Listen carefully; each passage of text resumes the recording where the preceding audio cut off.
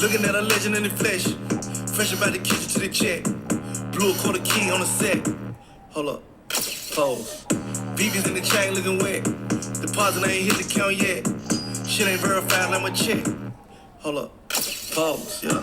Pose. Pose. Yeah. Pose. I am some photo shoot. Pose. I am. Pose. It's a photo shoot. Dope boy, I'm a Polaroid. Photos make me paranoid.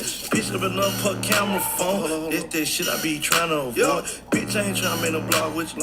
Ho, I ain't walking through the mall with you. Not me. Tough guy all on the radio. I should take a picture. You got the laws with you. She been sending me pictures and they X-rated. Word on the street that I X-hated.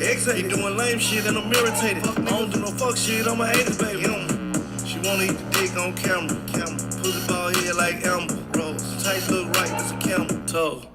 Photo shoot. Pause. Pause. Pause. Pause. Pause. Pause. Photo shoot. Pause. Pause. Pause. Pause. Pause.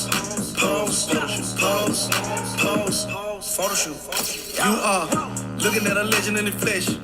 Fresh about the kitchen to the check. Blew a quarter key on the set. Hold up. Pose. BB's in the chain looking wet. Deposit ain't hit the count yet. Shit ain't verified like my check. Hold up. Pose. Pause. Pause. Pause. Pause. Pause. Pause. Pause. Fuck that bitch, try put the fee on it. Bet put the free on it. If it's about money, then we on it. Water on my neck, you can ski on it. You can't unthaw these diamonds, put the heat on it. I was laying in my bed while she dreamed on it. Man, I touched that thing back, put my knee on it. Man, my shoes was too fresh, put my feet on it. Went to the jeweler, top of the morning, 24 hours, then I was snowed. You was not locked up, you was in hold. I know some niggas got life in they pose, all in they picture. She know I'm richer, yeah, to her nigga. Look at my wrist, hurt you feel sicker. I do not miss her, she not enough. I need a friend, I feel like Trisha. Total my car, I cannot fix it. She posted a pic, make the bitch lick it. I got a lane, I got a fist. She ride on my dick like it's a ripstick. Smack on her bottom like that shit a missed. I'm 30 M's in, still in the trenches. Went to the dentist, cause I'm a menace. Fuck the old cougar, just for her picture. Pause, pause. I told y'all to buy gold, fucking 3,200. I woke up late, caught it at like 32.03. There's another chart I had. I even said, I said last night you could go even 195, make a zone. I said last night to let it come down, if anything. It did come down. If you're at Inner Circle last night. World's going crazy right now. Why is this not playing? What's wrong with my YouTube? Yo, are we live? Man, what is wrong with my YouTube right now? Are we live? Are we good? Bruh. What is up with YouTube? Everything is on sale now at the Sephora Savings Event. Is it China? China controlling the YouTube now? Weekend, I don't like the weekend. Shit.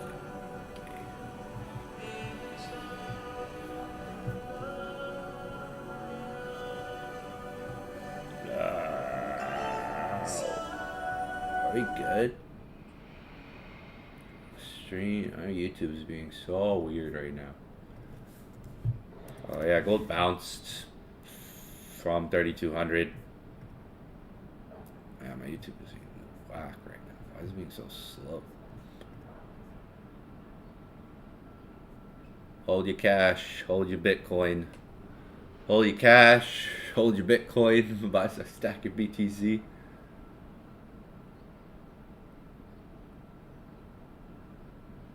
What? Fox News 5 hours ago? What happened? A lot happened today. And you guys gotta watch those videos. This whole... I'm just trying to figure out my YouTube is being so slow right now. What the heck is going on? I can't even see the stream. I can't see anything. What is up with YouTube? Everything else is fine. Everything else is fine. My YouTube is being whack right now. I can't even see the stream, guys. What is going on? with my YouTube.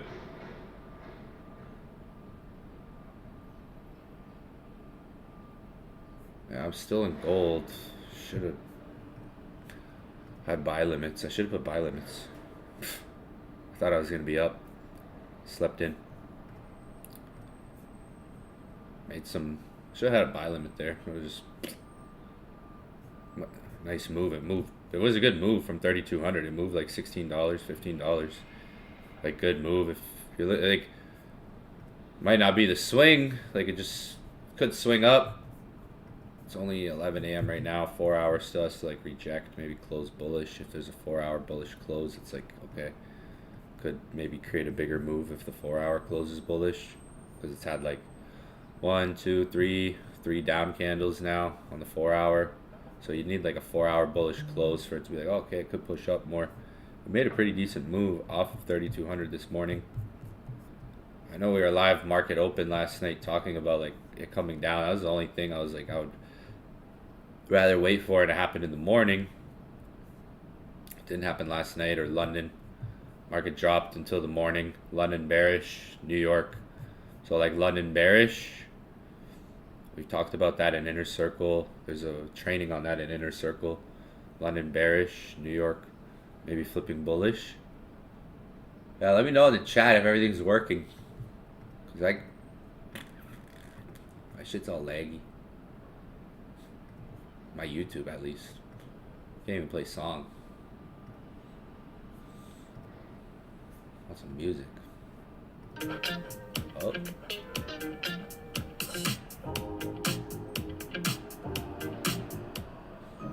Oh, more ads. You know, I'm a creator. They should give me like free.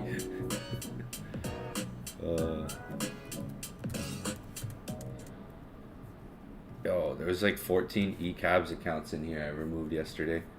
Holy moly, ravioli.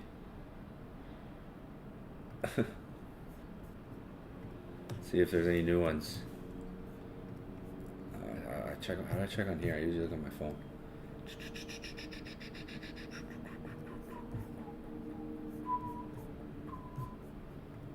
It's freaking fake. I only have one account.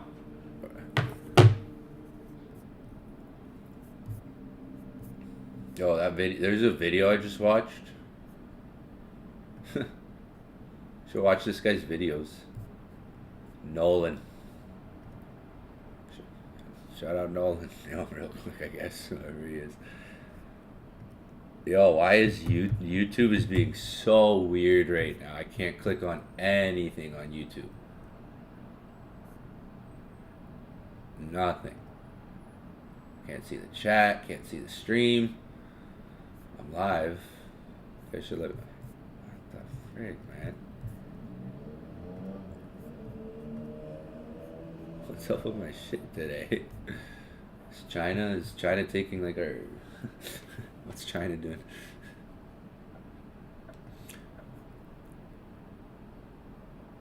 You guys... Oh, I see the chat now. Yo, let me know in the chat if the YouTube's good. Yo, I can't... From time to time, it just keeps freezing on me. My charts are moving fine. Oh, now my charts. What the heck is going on today? I live in a 5-star hotel. I live in a 5-star hotel. I pay fucking $280 a month for like top internet. I shouldn't have to have these problems. Oh, now the music's playing. Yeah. It's pissing me off. It's not smooth. It's YouTube. It happens like once a week to me on YouTube. It's always YouTube. Yeah, I watched some interesting videos today. Well, last night. That's probably why I stayed up all night, because I literally was like, holy. I watched like 3 YouTube videos in a row of this guy. And pretty interesting stuff. Should watch it.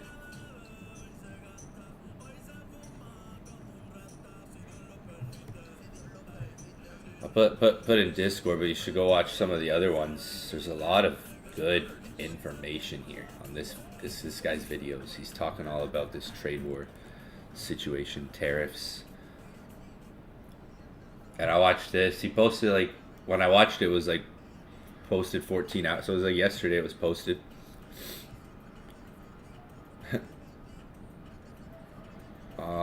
It's an interesting situation when you learn more about. You don't look at it from a direct moment of the headlines, all these headlines going back, and you take some minutes to do some research. You're like, whoa, what is actually really going on? Should go through this. A lot of things talking about American imports to China, and how much lesser China is reliant on the US over time. Like there's such a reliancy on US to China for everything compared to like what China, like the main export, I think he talks about it's soybeans. I think it was soybeans. I think the main thing that you should go through all this.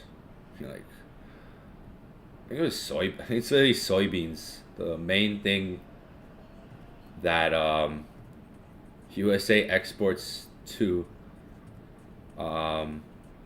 America versus what comes to America. Like, so it's like yeah, soybeans. USA exports to China. Soybeans, aircrafts and engines,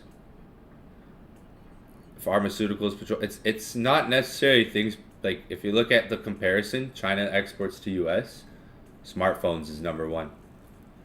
So what's the difference? That's it shows you like consumerism for the country. Like smartphones are being exported to China, so like more than anything else, laptops, batteries, toys, telecom equipment.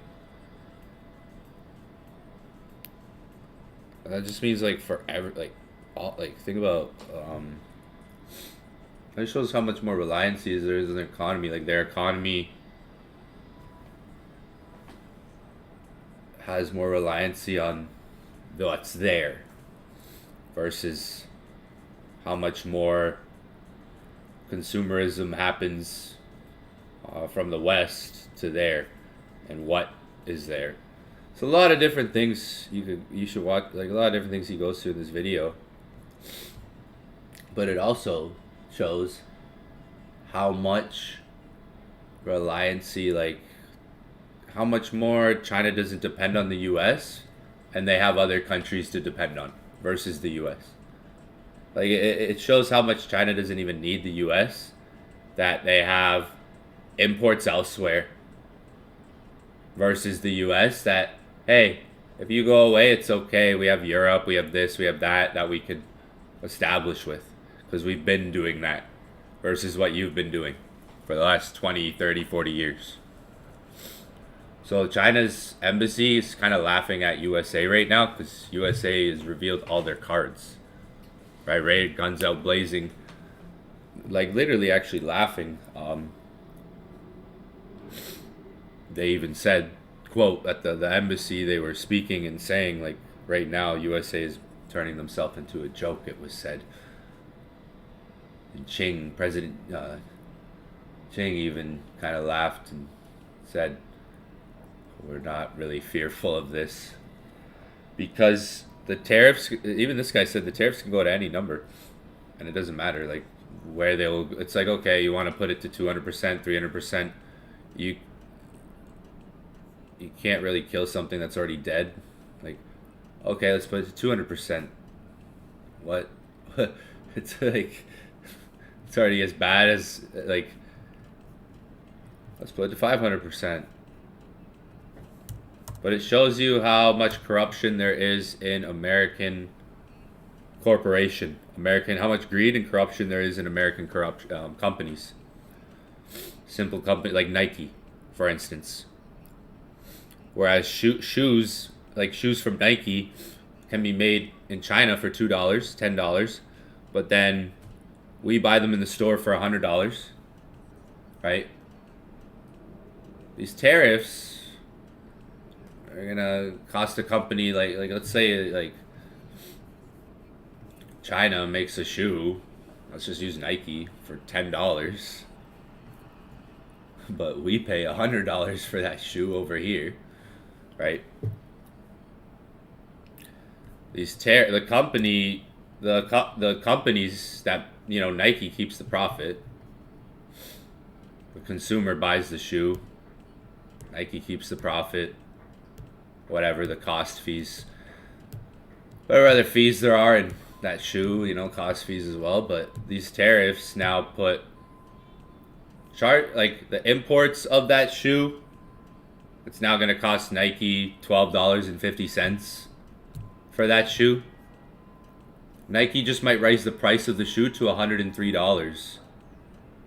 So instead of their $10 cost, it costs them $12.50 for the shoe now. But now they're going to just raise the price to $103 on you for the shoe. So you pay for the tariffs. Like, if we don't need China. Or China's now saying, hey, just buy the shoe from us directly. If you want, China's now just saying, hey, if you want, you can just purchase the shoe. This is where we make the shoes. Like, the shoes are made in this factory. You can purchase it right from this for $20 with shipping.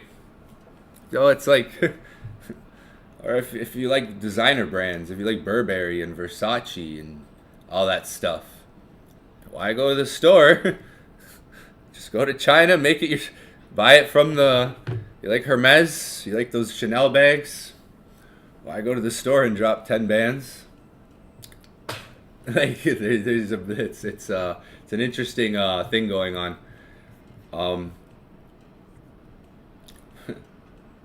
Like everything that I'm using right now is made in China, right? Every single thing. So if we don't think depends on how do you want to consume? Just how are you going to be as a consumer? Are you going to consume things made in China, or just consume things that are made locally in your place?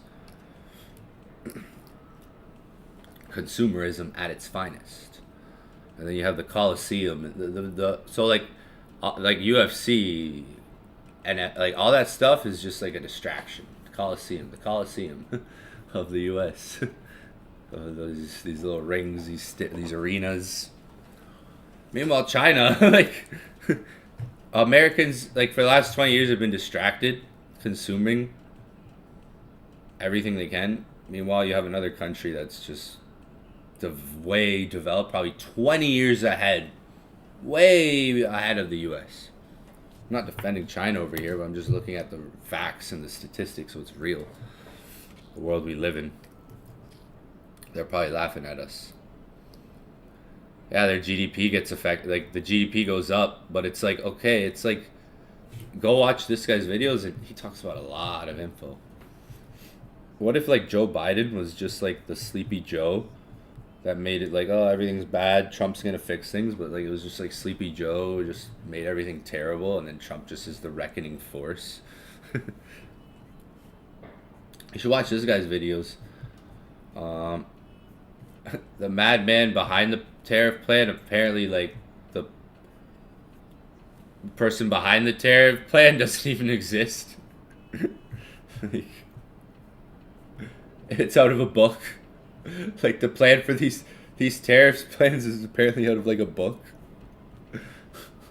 So, like, you should watch these videos. You might be shocked. So now we're laughing. Now we're like, oh man. Gold had a nice reaction. Like, I mean, price might hold. Like I said last night, 3,200 might hold if you're on inner circle. You'd have to see how the 4-hour price action holds. There's still time on this 4-hour candle to maybe fluctuate above or around 3,200. If it ends up breaking below 3,200, then the market will probably come down to the next zone. It's just kind of resting on that 4-hour candle there. I even said there's a red candle here last night. If you're on my session last night in Inner Circle or watched the recording, I even talked about that red candle right there. Bitcoin moving kind of up, down today. Just had a spike up this morning. I'll tell you what I think could happen with Bitcoin. I mean, there's again like flush recovery, recovery flush, recovery flush. It's gonna be a lot of that recovery flush before it goes parabolic.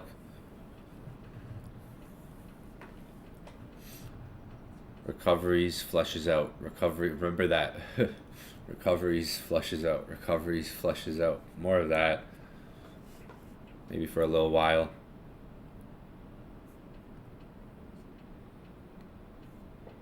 Dollar index crashing. Still weak overall. Ethereum almost at 1700 today. Huh? 1500. Okay, 1400, 1500 holding on Ethereum. There's like it needs to break 1700.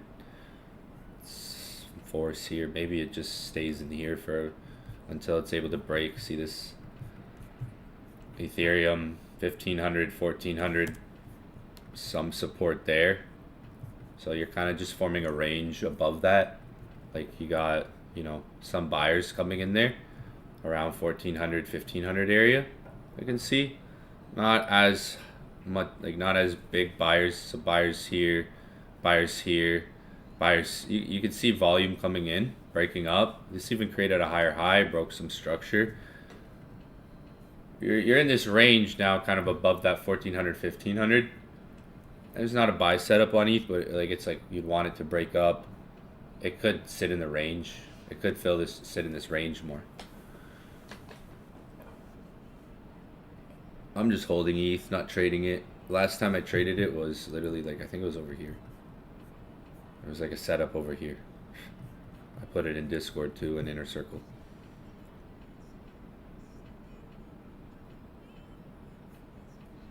Bitcoin weekly. Last week closed bullish on Bitcoin. We haven't seen like a bullish close like that since like maybe over, like there's some bullish closes here on the weekly. So like the price is closed bullish where it closed bullish before, which is, you know, the 78,000. We even dipped down to 75. You could see like where Bitcoin's been trading for some of the weeks. It's not much of a change on the Bitcoin market, although a lot of other coins have experienced more downside. If you're looking at the last time Bitcoin closed bullish, it's at the same price that we closed bullish as well. If you're looking to the left here, we closed bullish there, and then we had a week up, and then we had a week down, and then more downside before closing bullish again. So we actually closed bullish relatively around the same area that we closed bullish before. Even though inside of that short term, there's been a lot of volatility. Inside of the short term price action, there's been a lot of volatility. But when we step out, it's like we got a weekly bullish close here at the same price, right? So right now, that's some evidence that this week could push up, try to find a high of the week, like similar to what happened that week where we closed bullish. You could get some push up. Doesn't mean that the market could just rip from here. It could push up, just try to find a high and maybe another flush out. It's in this range above previous all-time highs on Bitcoin. You're standing above previous all-time highs here, right? And when you look to the left as well, the other previous all-time highs that we broke out, like you're above a lot of places where it would have took a lot of demand to bring price to. So like understand when price reaches something, for a price to reach something, there has to be a lot of demand, right? And there has to be willingness to buy at that price before it at that price, right? For price to break something too, it's the same thing, but even more demand. There has to be more demand for a willingness for price to go there, to be bought in through there, to even come back to that price, right? To go trade at a higher price and have a willingness to even be bought in at a higher price, right? So when you look at cycles of Bitcoin, there's been demand to push prices up to higher levels, right? And we've been able to break through those levels in this past year. Now, as long as we maintain and kind of stay above those levels on a technical approach, the market looks bullish, right? If we're looking at the market on a technical approach, it's like as long as we maintain above those levels, that's like a good sign on the technical approach that shows us, okay, longer term, if it stays above those levels, it could go up. So who knows what, 125K, 130K a Bitcoin. I think that would be a realistic target in the sense of looking for another leg up. Not necessarily trying to time that leg up, just knowing it's going to come within the year, especially if you're a Bitcoiner and you know crypto, and you put your hours into the chart. You know it's not an essence of timing things always. If you've been in crypto for at least 4 years, you've definitely held a coin and you've held it for long enough to experience a time where it goes up, right? If you've been in crypto long enough, like, you know it's not always about timing things, that the market will give you those phases, right? Especially if you've been in Bitcoin or Solana or XRP or good coins that rest in like that top 100 or even top 50. Maybe not this coin that dumped like 90% yesterday. This is an interesting situation. Did you guys hear about what happened to OM, the mantra situation yesterday? Now this is interesting. Someone like me, what did I think right away? What do you guys think the first thing I thought was? Yeah, if you go to China, XAUUSD. He's been kind of like embracing China with his, you know, XAUUSD. I watch some, because I have my TV here and I always have like YouTube videos on. I wasn't like watching, but I watched some parts. Went to like a restaurant. What else? The cities. Funny kid.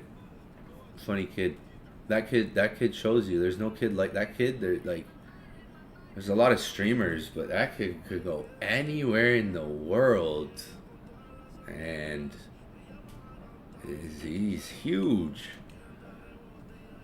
That shows you that like attention. If you can get attention online, if you want to do like, if you want to build your brand, build your name, build a business, it's attention in this day and age for the younger generation. The kid, imagine the people that are gonna run the country. The kids that are growing up now that are gonna run the country later, like when like the new generation. What are they called? I don't know what they're called. Cause I'm from the '90s, so I was like that last millennial generation that went outside.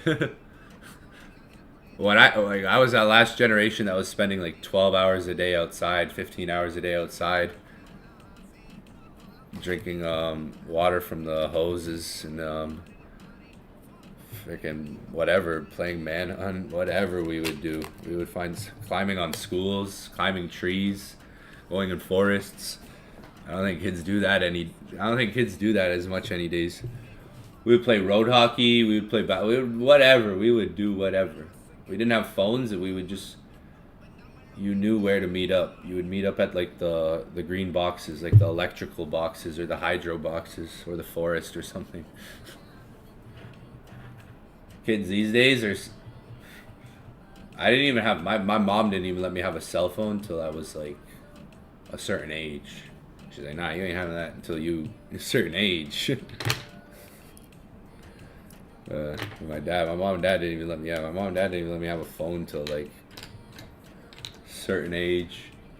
I was outside. Kids these days, like, it shows you like the new upcoming generation, the age. Like, I have 3 brothers that are like 8, 10, and 12 around there. I think the oldest one's 12. You should see them, what they value. You see their values versus when I was a kid. Tell my dad, I'm like, bring them over here. Let me train them. Bring them to the gym with me. Like, nah. I told my dad, I'm like, bring one of the kids over for a week and let me train. I'll train him. So you can't be doing that to a kid. You can't be tough on a kid. I'm like, I'm gonna do push-ups. I'm gonna make him do push-ups and pull-ups and get him running. Like, I'm gonna turn him into a man. He's like, you can't be. I'm like. He's like, did you want to do that when you were a kid? Yeah, when I was a kid, like, that's what I was doing. I was running, I was playing sports. And what was that class that they, weight training? And that was the only thing I participated in school was weight training. Everything else was Yeah, like I Show Speed kid, that shows you like kids like that, the new generation, they value attention, clout. That's their currency. Attention, clout, being seen by seen people. That's their like being seen. You know, being out there. You know, want to go viral or want more attention. It's the new age's currency. So that's what you gotta understand as if you want to be an influencer or a creator, you have to gain attention, right? You don't want to be the person seeking that attention. You want to try to attract it, right? That's how you'll capitalize on the new age, this new age we're going into, evolving into. Yeah, I have three little brothers.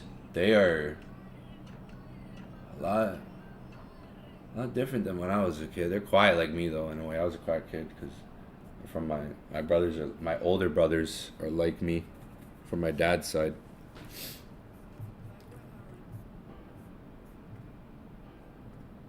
Kids these days, I tell ya.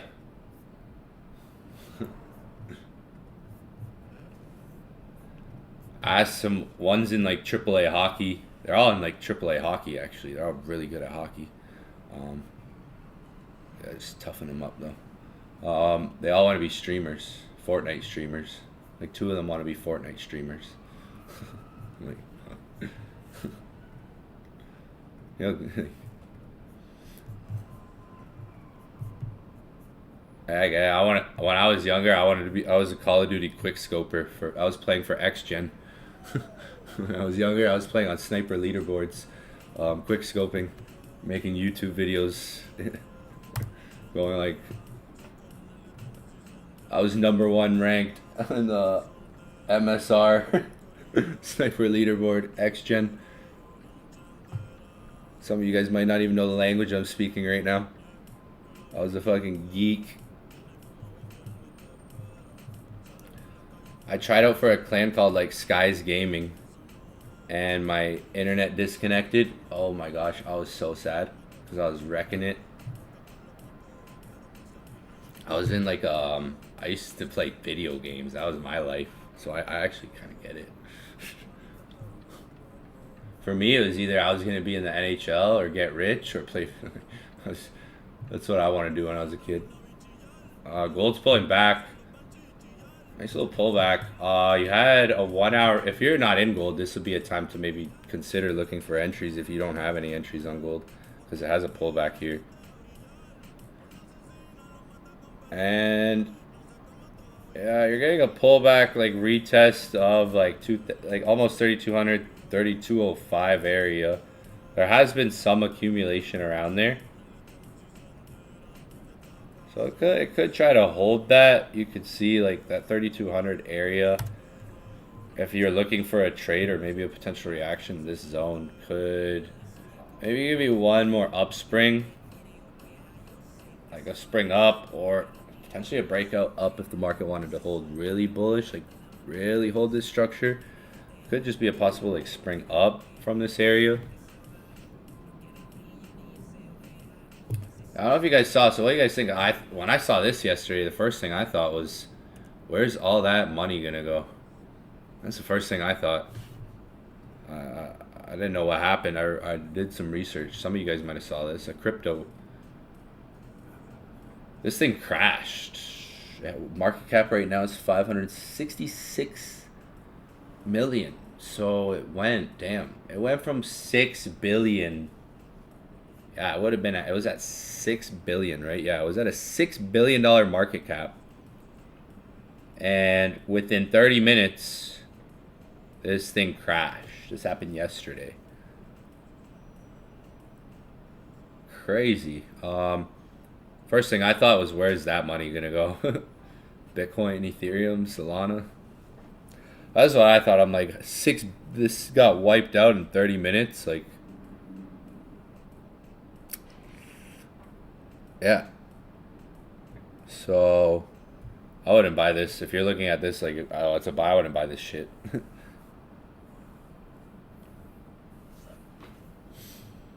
I'm not bringing it up to say like I wouldn't even touch. I wouldn't touch this. If you ever believed in it before too, and I would just. It's basically like the Luna of this cycle.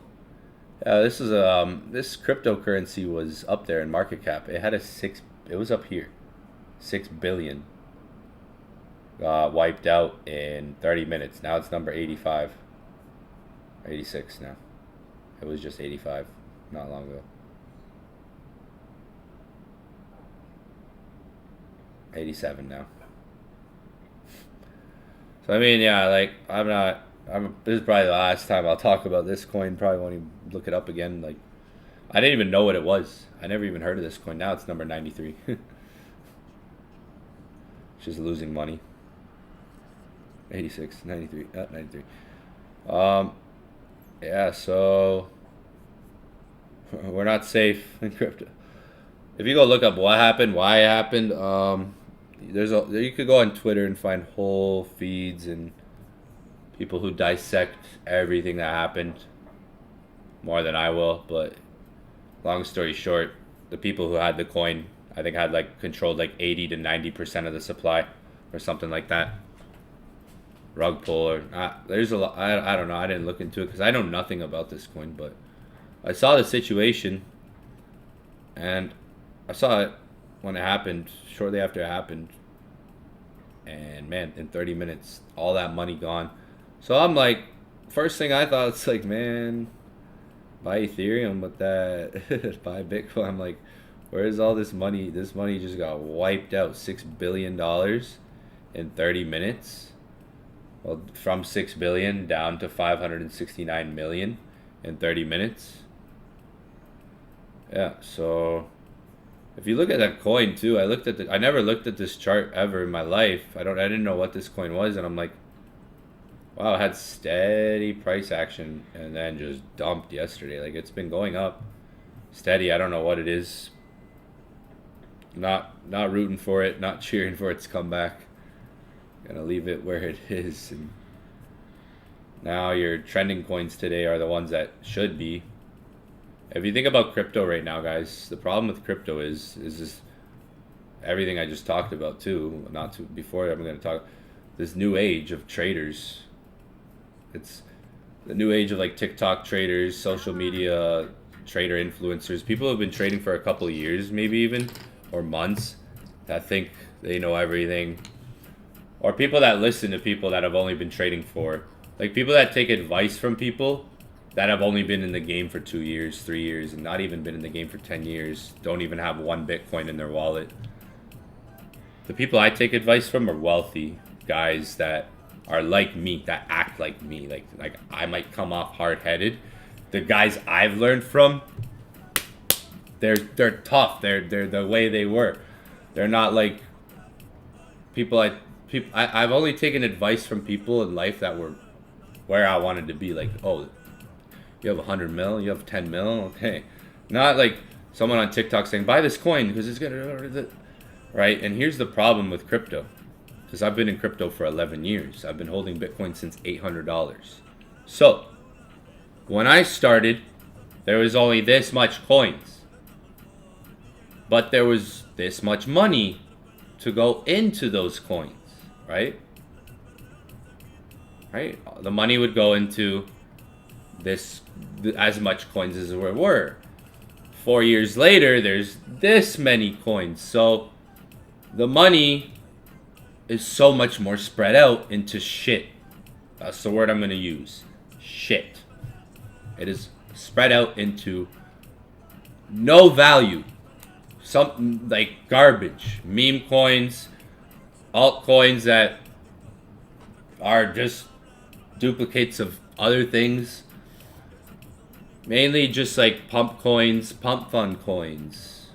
And Dex Screener. Everybody spends all day on Dex Screener looking for a coin that's coming out. And then 4 years later, it just multiplies, right? So all the money, like, you have more coins. You have more coins coming out now on a weekly basis than what was when I started 11 years ago, right? Nowadays, it's like You have this many, you have so many more coins. So many more coins that the money that is there and been there is getting just spread out everywhere so much more versus just staying in Bitcoin, Ethereum, Solana, and XRP. The real money, the smart money, the whale money, the OG money is still in the real shit, right? Being held.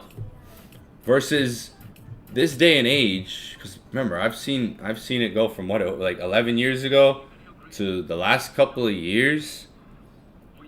There's so many crypto gurus now, somehow, right, that don't even have one Bitcoin in their wallet, right? They might have more Pepe and more meme coins than fucking they own Bitcoin. So they don't understand they don't understand crypto to a level of experience. They haven't been in crypto long enough to be like, damn, right? That's where we're at right now. That's why, like, people like me, my heart breaks when I see certain things happen in crypto, like, because now it's like there's just a pool of tokens being made every day, and the money is just getting spread out, and then it gets depleted. And all these coins, Hawk Tua coin, Baby Elon coin, Andrew Tate coin, this celebrity coin, that celebrity coin, this person's coin, this country's coin. That all the money just depletes and it's gone. It just vanishes and it's stuck in shit. Right? The meme coin mania. Like, you don't think that was the biggest distraction from taking your Bitcoin, taking your Ethereum, and now, like, your bags are down and you're losing purchasing power? Like, the meme coin mania, the Trump mania, all the meme coin mania, like, that was a huge distraction. The political coins, when elections were coming out, everyone was distracted by politic coins, right? Republican, Democrat, Kamala, Biden, Trump, this coin, that coin, right? Why do you think Ethereum is where it is? Like, how much Ethereum have people just swapped for other things? It's fast. Right? Like Solana too. Those depleted. I mean, obviously Bitcoin fell 33% though. Those are gonna fall regardless. Bitcoin falls, they fall. But inside of these, there's been so much garbage thrown out too, that people have a lot. Remember, there's a lot of traders. It's not just you at home in the market, right? Millions of traders going from. So think about it. Think about elections. So you have the market, just where the market is. Everybody's got their bags. You know, the market's where it is. They got their bags in these coins, and then you got all these freaking election coins coming out. And it just goes, oh, let me just switch over. Like, millions of traders moving that, this, that, those dump. Think about, like, Trump coin. When Trump coin came out, it was at $71, $68, and I had people in my DM telling me it's going to $100. Meanwhile, I bought it at $8 and sold it. Like, Trump coin, that was a perfect distraction that most people are still holding on to, right? Meanwhile, you could have bought Bitcoin. You could have just been holding Bitcoin, Solana, stacking the real projects, the real bags that you already own, right? A lot of people, Trump, it's funny. It's a funny situation to me because I wrote on my Instagram story, don't get distracted. The day Trump came out, if you follow me on Instagram, I wrote, do not get distracted. Should have it here somewhere, like a screenshot of it. A lot of you guys got distracted with what crypto is. And I remember, I wrote on my story, I showed this yesterday in Inner Circle. Most retail lettuce hands got distracted by this.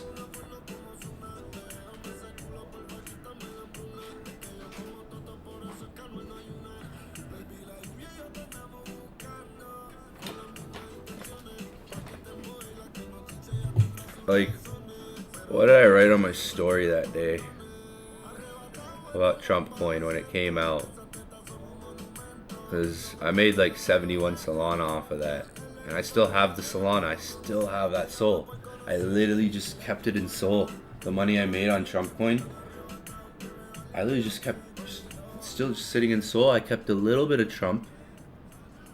But this was like the biggest distraction ever. And it leads on to the topic of what I'm talking about with when I started crypto. We just bought, Bitcoin, Ethereum, Litecoin, XRP. We just said, okay, we're right. And it wasn't so many coins that we were every day popping up like, gotta buy this, all this. Someone said buy this, someone said buy this. Headlines, new headline. It wasn't so saturated in terms of like the euphoric tension. So now you're getting cycles. You're getting cycles more for everyone too. But because like my DMs when Trump coin came out, the people who follow me on social media were just asking me, what should I do? Where's Trump going? Do I buy it? And I'm like, I'm just going to write something for everyone. Because I was getting so many dumb messages, like stupid messages that I'm like, are you this naive? Like, to think like this is a solid coin? Like, yeah, he's going to be president, but it's like any other meme coin. It's garbage. That's what it is. It's a novelty. That's what we call it. People like we call it, us crypto guys, we say this is a novelty. Yeah, I'll buy some, but it's a freaking novelty. It's the bottom of the barrel. Like, I have it. Cool. Whatever it does, it does. If it goes to zero, whatever. If it goes up, it goes up. It's a novelty, right? That's how we look at it. A novelty means a high roller. You understand the difference between a high roller and something that has real value long term. Otherwise, you're going to ruin your purchasing power in crypto and you might not survive these markets that long. Like, you might get burnt out really quickly and lose your purchasing power and have to start over. That's why your goal should be to stack Bitcoin and the main coins first. So when you're in a position to where a coin comes out or there's a position to buy one of those coins, it's like, oh, Dog with Hat is in a great place to fucking buy right now. Let me convert some of what I have to it, maybe. Versus, I should be always buying this or these, like Pepe or Bonk. Meme coins, there's so many. Or just switching all the time, like, I have to buy every new coin that comes out. Gold's getting rubbed. Does it hold? Like I said when I got on, it depends on the 4 hour. If this 4 hour closes below 3,200, because it was starting to flip bullish there, so you're just kind of testing 3,200. Remember what I said when I got on? Same thing I'm going to say right now. Just if the 4 hour closes below, it's more bearish. It'll probably retrace more. If the 4 hour closes bullish at 3,200, that's a better sign. But yeah, what I said was everyone got distracted. It sucks. It breaks my heart because these stupid things happen. The market didn't need this, is what it is. Really didn't need this. Dumb coin. So yeah, the president launched a coin. Everyone's like, it's gonna go to $1,000. Bro. $100, like the prices I was hearing come up, like Trump's going to $1,000. It's the new Bitcoin. Was absurd. If it ever does, I have it as a novelty, so I don't care. If it ever does, I hold it as a little novelty. Like, look, I got some Trump token. It's like, to me, it's like as good as this collectible. It's like it's as good as this Deadpool, which is worth more actually than a Trump coin. But it's a novelty to me. Basically, it's a high roller. It's as good as like having it. It's a collectible. It's not, to me, There's no reason why I buy it. It's a novelty. So I said, as a lot of you guys are probably still holding your Trump bags and watching that thing just like go down versus like, oh man, I could have just been buying Bitcoin this whole time or Solana. So things like this, these celebrity coins, these pump fund coins, these coins that come out and get shilled all the time, the euphoric tension that gets created, it's just a great way to distract the market and shift focus. Keep people kind of dumb and uneducated. Meme coins are perfect to keep the retail and degeneracy we need in crypto, right? It's a great feature in crypto. There's going to be meme coin ETFs. I'm not hating on meme coins. I've made money on them. You just got to understand when and how to buy them, why you buy them, when you buy them, and how much of them you buy, how often you buy them. Because if you're constantly buying every meme coin that comes out, okay, you're putting $100 here. Okay, you're putting $200 here. Oh, this new coin. Oh, this new coin. Oh, this new coin. And then the market takes a nosedive. All those coins are going to drop 40, 50, 60%.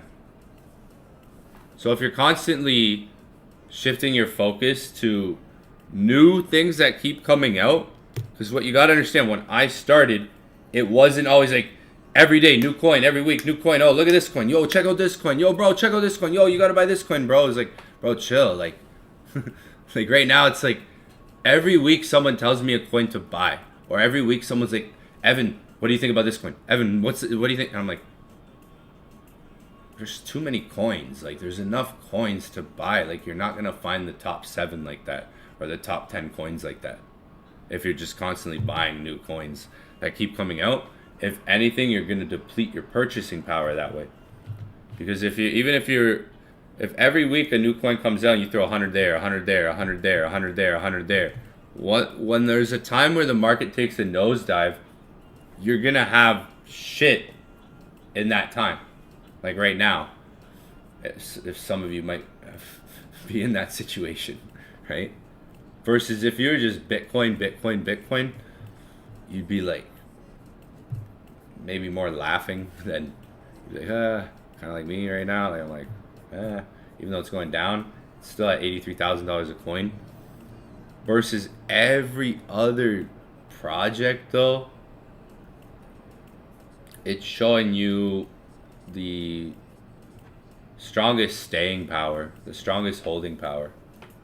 Versus everything else, like even XRP is actually showing some good staying power, kind of. Compared to like ETH, Solana. That's why if you want to make it in crypto now, it's not going to be the same. Like if you're looking at coins in the top 100, like I had like yesterday, for instance, like someone asked me about Filecoin yesterday. Like if you're looking at coins like this is a great example. If you're looking at a coin like this right now, you're like, okay, it's $2.50. All-time high is $175. Coins like this now, because there's so much more coins and the money's so spread out nowadays, have less odds of going back to their all-time highs. Coins in the top 100, even if you're looking at coins in the top 100 and you're like, okay, this coin, or this has a better trend than some other things. That, you know, I gotta find a few examples. They'll be sitting here in the top like this. If you're looking at something like this, like okay, 7 cents, all-time high is $2. So if I put X amount in and it goes to $2, I'll make this much money. You're looking at the market wrong. All right. Because coins like this now have just like just graphs that look like this. This is called graph. Just charts that look like this. In general, doesn't matter the coin. It could be any coin in the top 100. Like it could be Mana, Decentraland, at 27 cents, and you're sitting here. Okay, all-time high is $5. If I buy it now at 27 cents and it goes to $5, I'll make X amount. Coins like this have just way lower odds nowadays to get back to those all-time highs. Is what you gotta understand. it'll either take way longer or it's just way less likely to happen now. Because how many coins there are now and how much the money is just being spread out. There's coins being made every day, every week, so if you're hunting if you're hunting for crypto and you're like, I'm gonna buy this because it's low and its all-time high is this, or not, that's not a coin, a good example. Maybe it's something like Gala. Maybe it's something like this. Coins like this have, I'm holding Gala.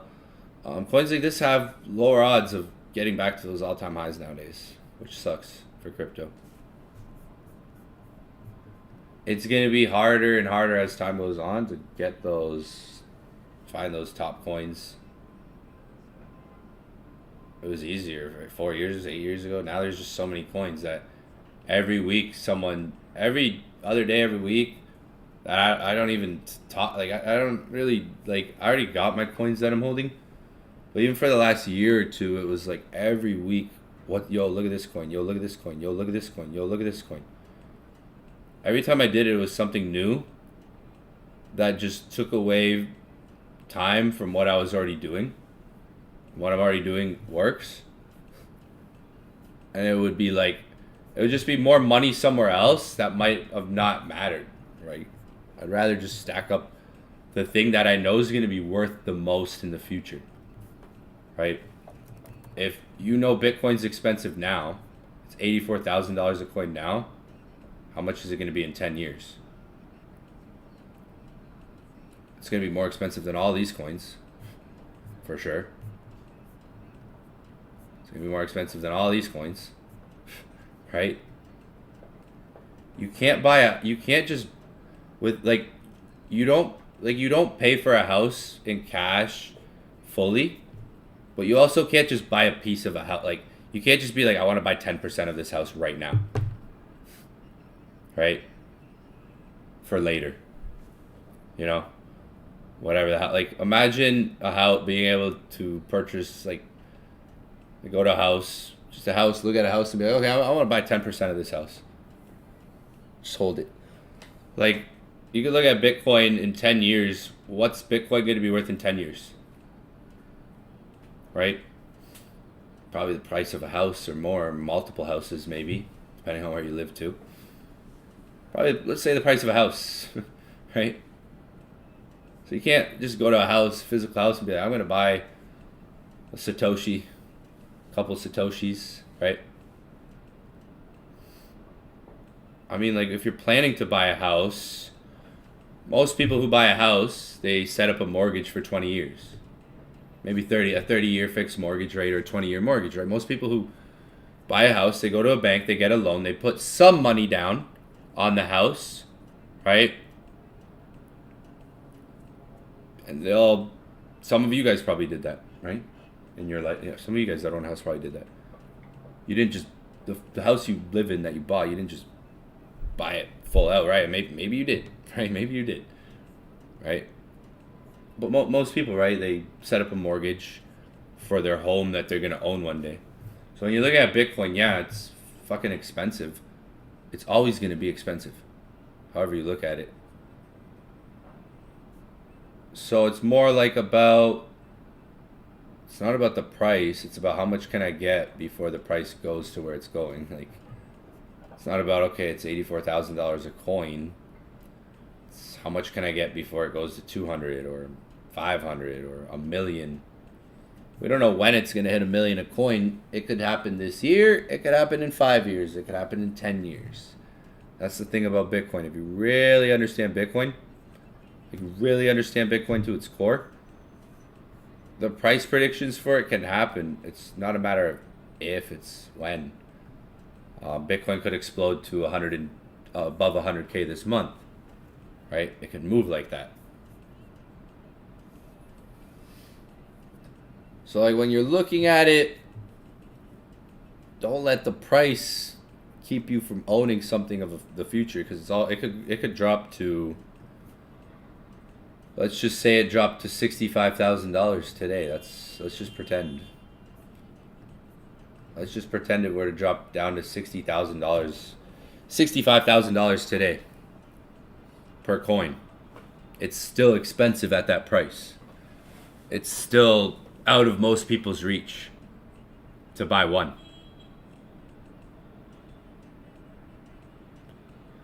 Most people in America can't even afford to buy a house right now. Most people in Northern and in America can't even afford to buy a house right now, right? And let alone you got these trade wars and tariffs going on, right?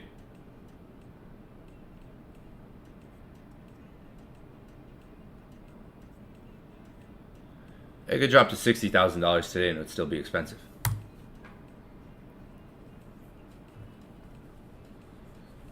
So you can't time the market. It's really just time in the market. Like keeping time in the market. One of these months this year, there'll be that phase like we had before coming into 2025. What's gold at? Yeah, might not close 3,200. Might break below. Might break below. Last night, if you're on Inner Circle, I did say 3,200 area to watch for today. There was a slight bounce. I mean, if you did catch 3,200, maybe some profits. I caught it but didn't close. I'm still holding. Might close when I get off. Take a little loss here because it's coming back. You'd have to wait for like a good 4-hour close on gold.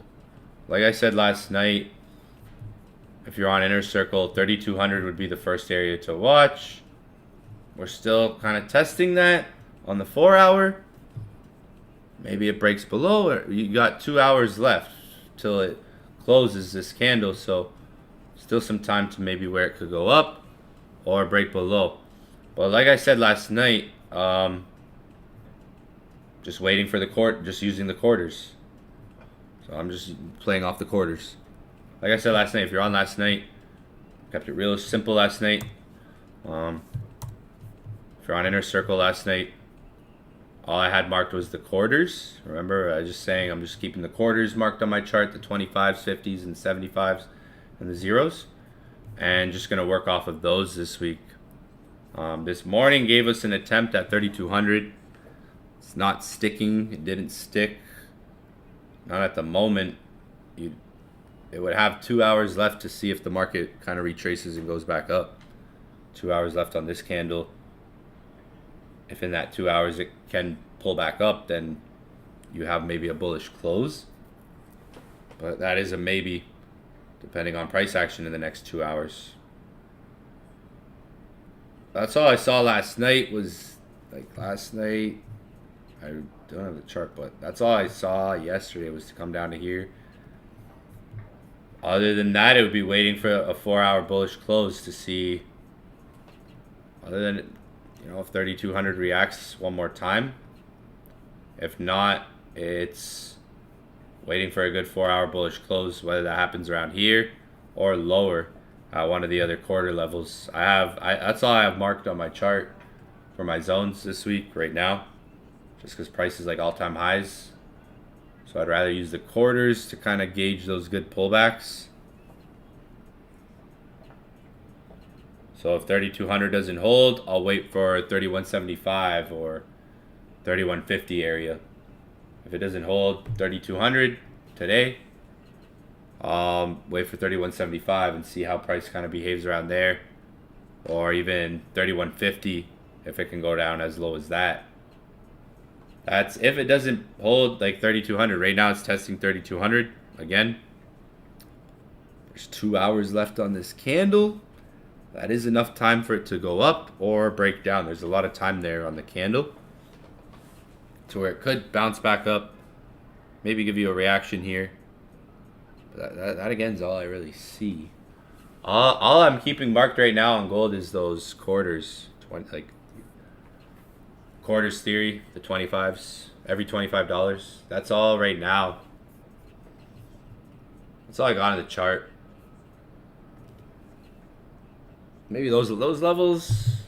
I think right now with gold being all-time high, it's like I'd rather wait for those levels because that would give me a good enough pullback. Like you can see the pullback that happened to 3,200. So if it goes down to 3,175 or 3,150, that's a pretty big pullback. Gives me a farther gap. Stack those Satoshis. That's what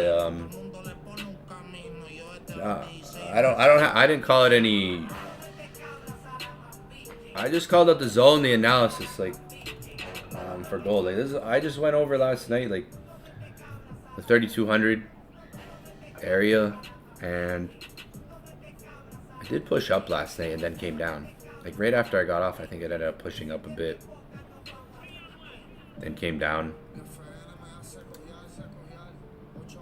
That's all like that we could really look at. It's in that red. There's a red candle here. It's trading at, so you may get a bounce. Because an hour and 56 minutes is enough time to maybe get a bounce from here. I don't know if it's gonna close bullish. You'd have. That's the risk you take on in trading with a setup like this. Like you're seeing, you're gonna. If you take a buy here, it's you have an hour and 56 minutes to really see how price performs. In that hour and 56 minutes, it might give you a bounce or a good bullish close. Like you have an hour and 56 minutes on this candle. So within that time, it should give a bounce up. If it doesn't, then you know, okay, I'll maybe look for a setup tonight or tomorrow. But that's the only zone I see right now. Because that's the only zone that makes sense. We have a red candle there to the left. Stack those Satoshis. Stack those Satoshis. It's like gold. If you want like an ounce of gold right now is over $3,000, $3,200 for an ounce of gold. You could buy gold in grams. You could buy a gram of gold, a couple grams of gold, before you stack up that ounce.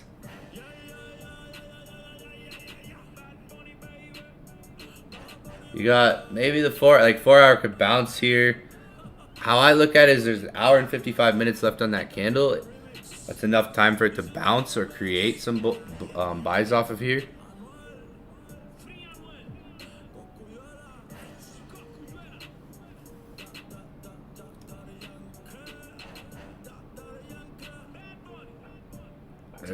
The 4 hour is not bullish, but it could. There's not like what you gotta understand. There's an hour and 54 minutes on this 4 hour.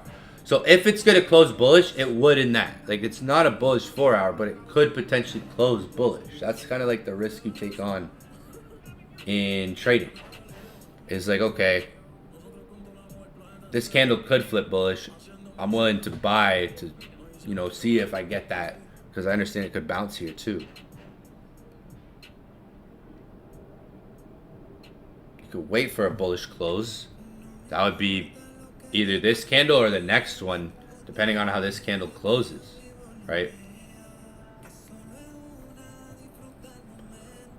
Silver kind of looked bullish earlier.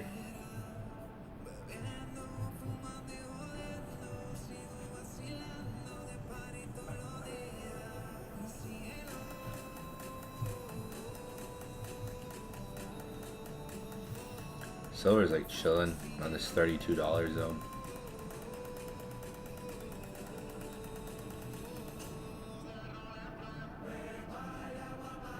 USD CAD melted.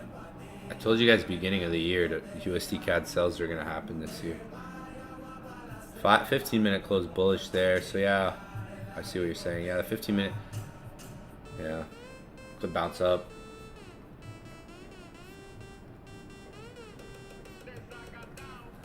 Four hour would be like the best time frame.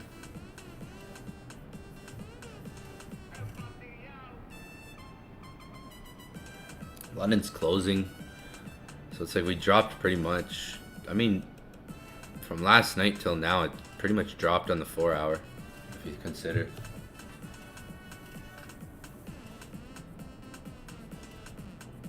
How many trades open here? I have a couple trades open. I'm gonna, yeah, like it is a time of the day where reversals could happen too. 202. It is, yeah, London. Good point. It is London's end of London here too, and We've been dropping since market open. Market open drops. End of London too, so that is a good point. Like 4 hour, what I mean by 4 hour being the best, it's the strongest. Like 30 minutes great.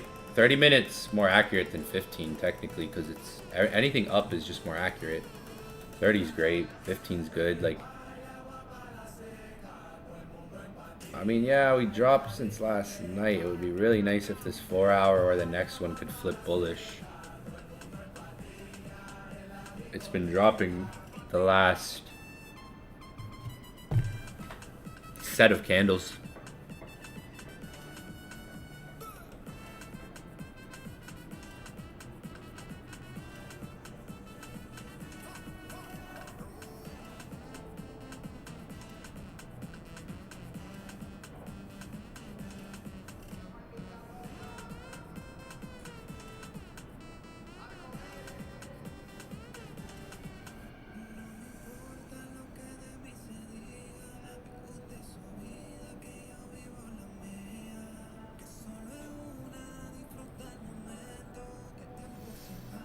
A lot of times, it's London session just finished, so the momentum usually kind of slows down right now, and price can accumulate.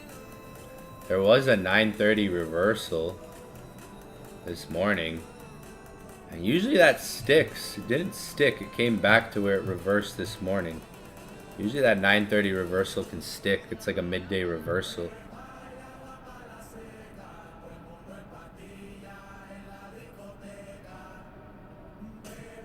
You see, I'm looking at the chat. I'm gonna look at the chat. See, you guys are typing in the chat. What's the 2 hour look like?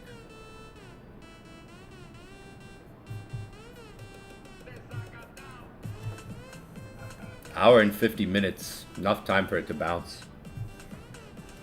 If it wants to be so blessed and flip bullish, that would be great. But yeah, I saw that on the 15. I saw that in here. Like, it did do a nice 9:30 like shift, and then right back down to 3,200, 195, 31.95. I'm probably gonna watch it for the next like 2 hours because I'm still in buys around these prices. I could have closed there, re-entered, typical situation with gold for my first trade of the week. Yay. I'm in buys around these prices, a little bit higher actually, and 202.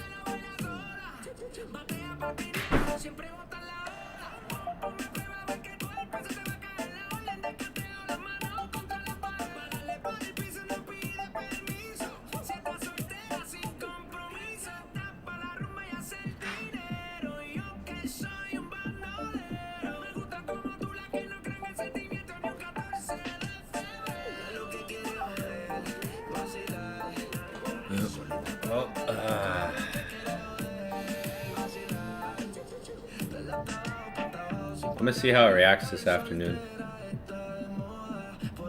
Dollar's dropping. What are these currency pairs doing?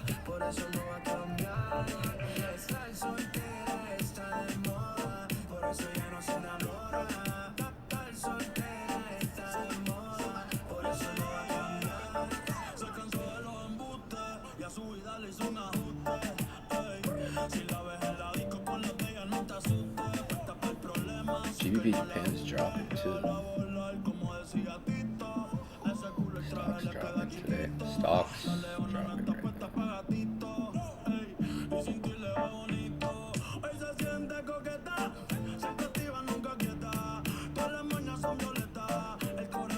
now. Stocks down, Bitcoin down. Look at that. Gold up. Stocks down. Yay, BTC.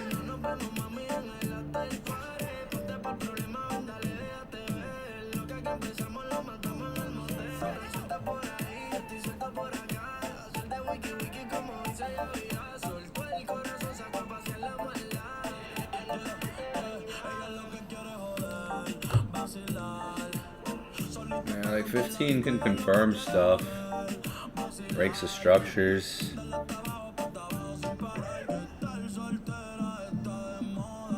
Like this 15 minutes reacting.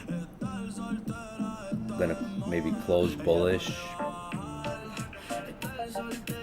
This 15 minute. The next one could pop up. That's how I'll look at like candlesticks if I'm looking in the moment. So let's say I buy on a candle. It could be a 5-minute candle, a 30-minute candle. And I'm in a trade or maybe on a candle and it's like moving. It's like, okay, it's bullish.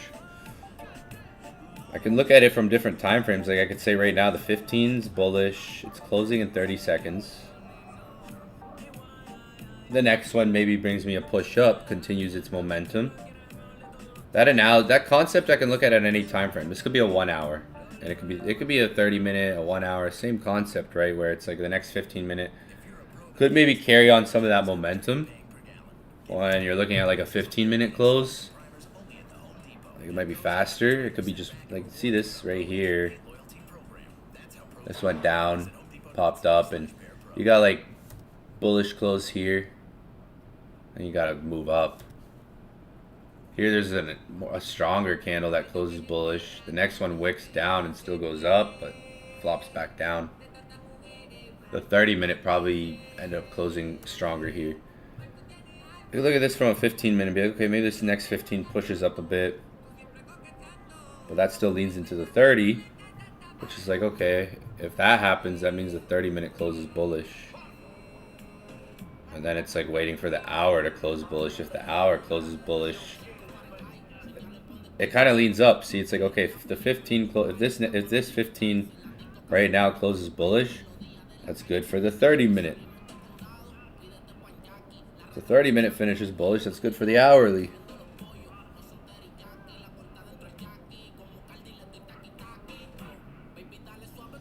I'll switch between Oanda and Forex.com. See, this is Forex.com and Oanda. I have two golds here. Sometimes the candles look different because they have like a different closing time, opening time, 1 hour difference.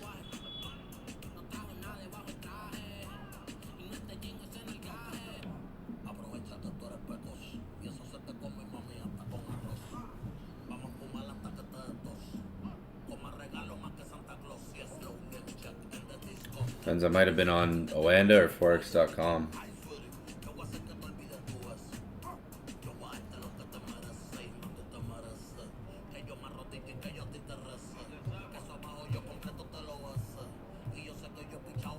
Right now I'm on Oanda.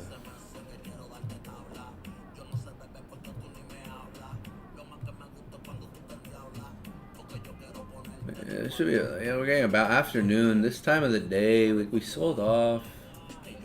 Like New York dropped into this technique, like Tokyo. Yeah, market gap down, pumped up, and then it literally just created a downtrend all night into this time of the day. If you're familiar with this time of the day and you're familiar with me, like if you if you've been on classes of mine in the past, and you know these hours, even if you followed me for the last couple of years, you know, like 12 o'clock, 1 o'clock, 2 p.m. If you know, if you used to follow me, I used to do sessions at 2 p.m. Not every day, but on Mondays and Fridays, and there'd be a lot of times at 2 p.m. 2 p.m. the market reverses, shows reversal signs. It can slow down these hours because the London session is finishing. Like, so if you have like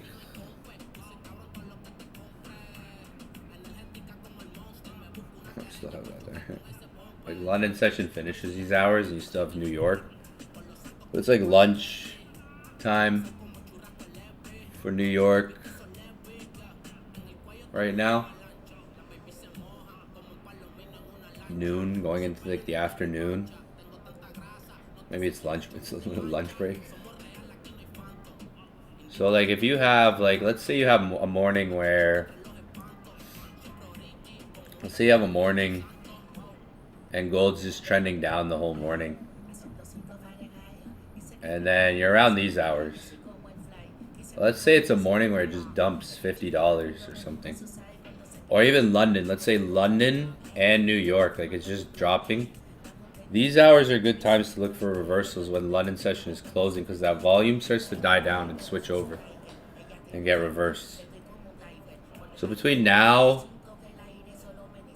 and even like 2 p.m., the next 2 hours, the market can reverse, because it could start to slow down around these hours. Now, another reversal time is like midday. For the market, midday is 9:30, 10:30. Like midday for the market, for Forex, midday is New York Open. But that's midday for the market already, for the time that the market is on and the time the market opens at. Because Sunday, the market opens Sunday, but that's Monday for the market, right?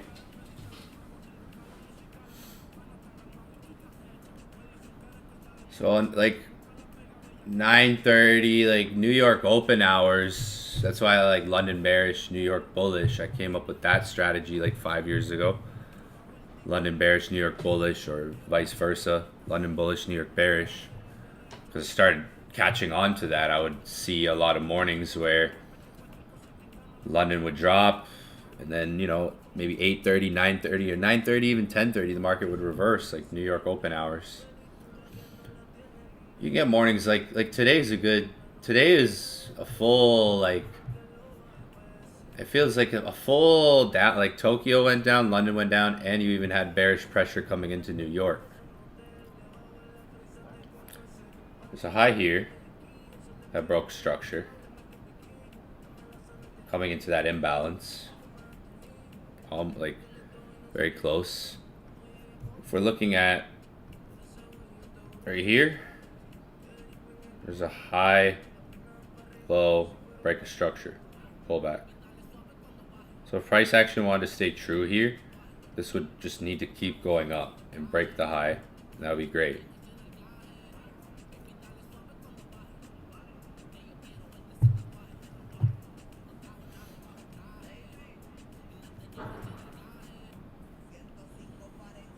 If this could really move and break out that high and come closer to this high, then it's like full bull. If it can reverse in these afternoon hours. Remember I said there's enough time. There's an hour and 38 minutes left on the candle. It could potentially flip bullish within that amount of time left. That's sometimes the bet you got to take on. That's sometimes the risk. I don't like to use the word bet, but it's like, if I understand where this like I understand this is the only place really I have a trade, like it could be buys from here, I could understand that could happen on this candle, right? It could be the one that closes bullish. Times I'm willing to take that risk for that.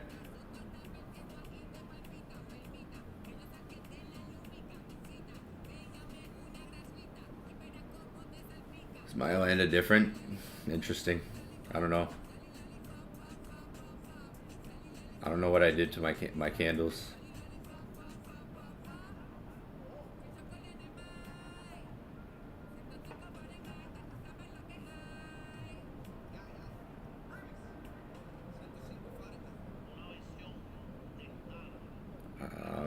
I have anything weird here? I'll look one moment. I'm just watching this chart. 205. Resistance there. 30-minute above 205 would be good. This has 7 minutes left on the 30-minute. If this 30-minute can close above 205, that's good. But a 1 hour above, like we'd want the 1 hour to lean. It all leans into the 1 hour right now. Because the 15 is going bullish. There's some force above. If it can get above 205, solidify on that, then it could push up on the 1 hour potentially.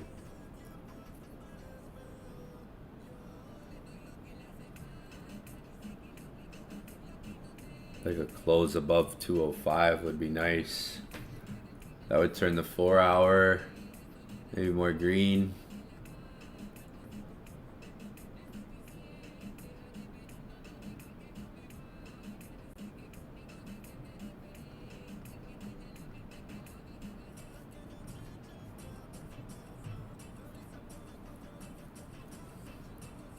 I'm gonna hold what I'm in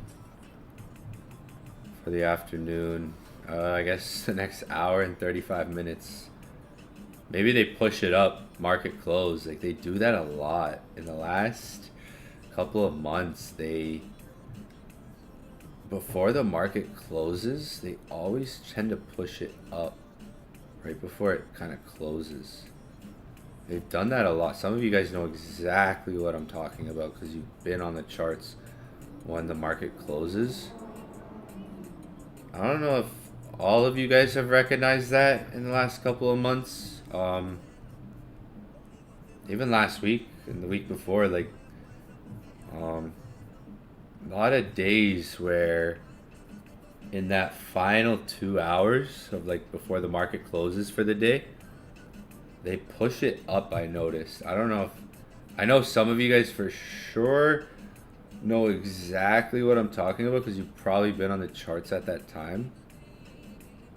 But literally, like they keep doing this. Like we're right here right now. We're literally right here. There's days last week they pushed it up. I remember there was a couple days I'm like, man, in a row last week. I think there was like 2 or 3 days in a row where I literally, here it started just pushing up literally right before it closed on that Thursday. Even here too, even in here, kind like it was trading higher. Wait, right there. Like I've noticed that, but if you look at this hour, let's just mark like 12 where we are right here. We're about to go to like 13, which is 1. We're in 12 right now.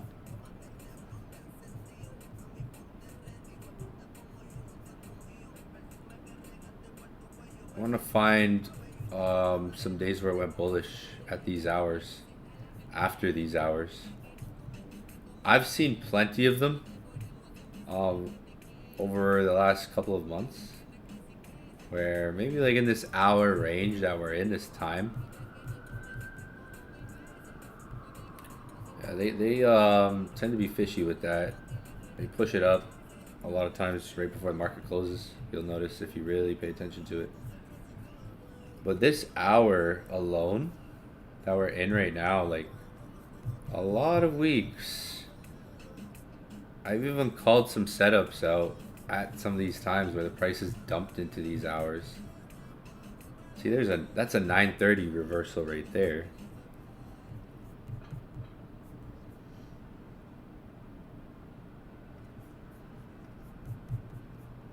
Nothing there.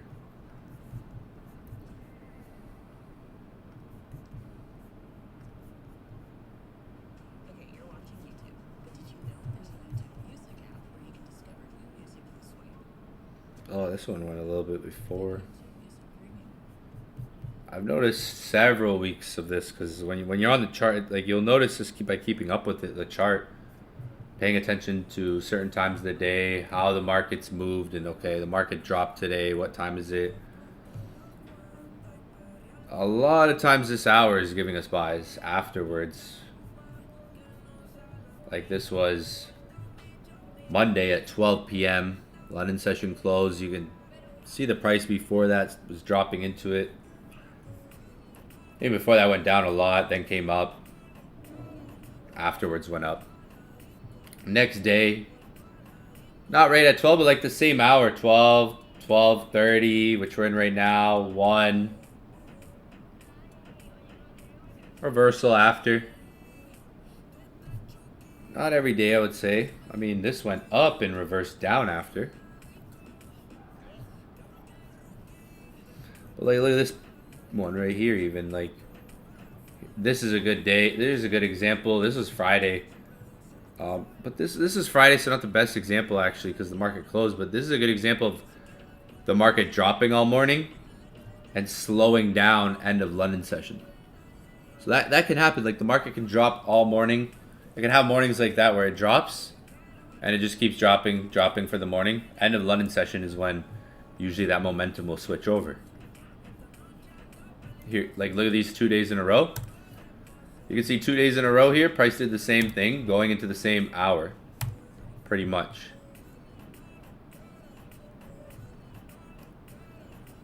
You can see price dropped. You can see price dropped into that hour. The move slows down after that hour. 12, 1. Yeah, I thought we were going to get some Monday buys and they just rip it up all week, you know? Where they... Come on. There was this... You had the Ukraine, Russia. You got these trade wars going on. China. Like, there's got to be some uncertainty.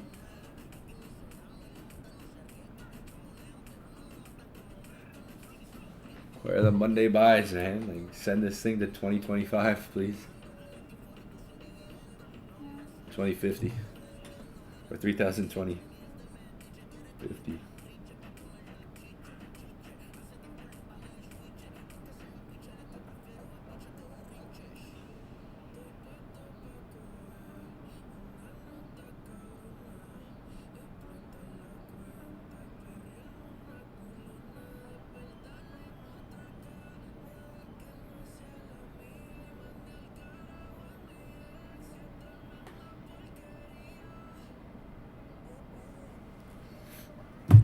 Just checking something.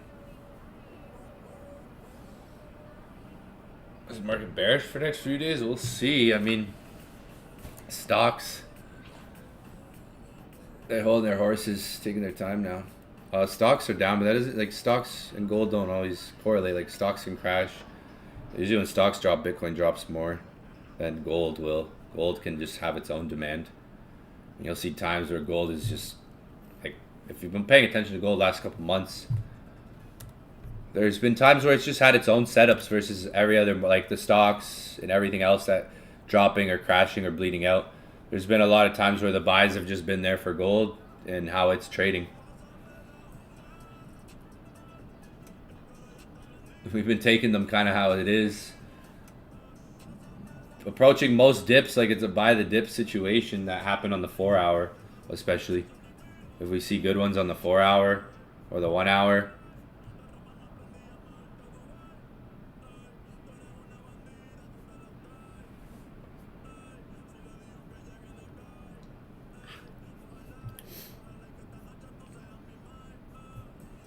I think it's training. I mean, like you could see dips on the 30-minute that happen, right? Right now, it's like we're looking at the 4 hour, a dip that's happened on the 4 hour more. You could see times where the price comes down at an average move, like on a 30-minute, and then reverses. Like most of those movements are kind of like an average size, where they're going down, some faster than others, and then you get a quick price reversal, you get a quick snapback before continuing.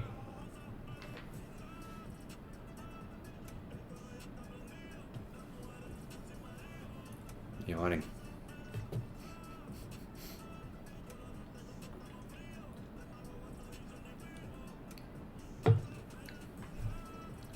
So like dips can be, there could be small dips, like faster, small ones, like on a 30-minute chart. Or it's like it could focus on a 4 hour and be like, okay, look at this 4 hour, this thing's dipped on the 4 hour. Inside of those, you have a lot of price fluctuation.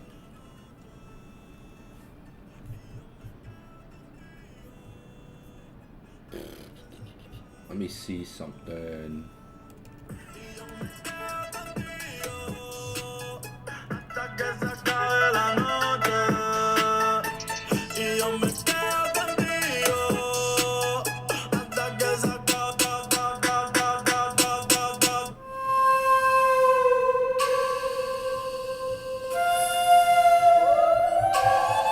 Y que la calle bota fuego, fuego, falla, falla, fuego, fuego, falla, falla, fuego, fuego, falla, falla, fuego, fuego. Y que la calle bota fuego, fuego, falla, falla, fuego, fuego, falla, falla, fuego, fuego, falla, falla, fuego, fuego. I think gold some energy here, you know?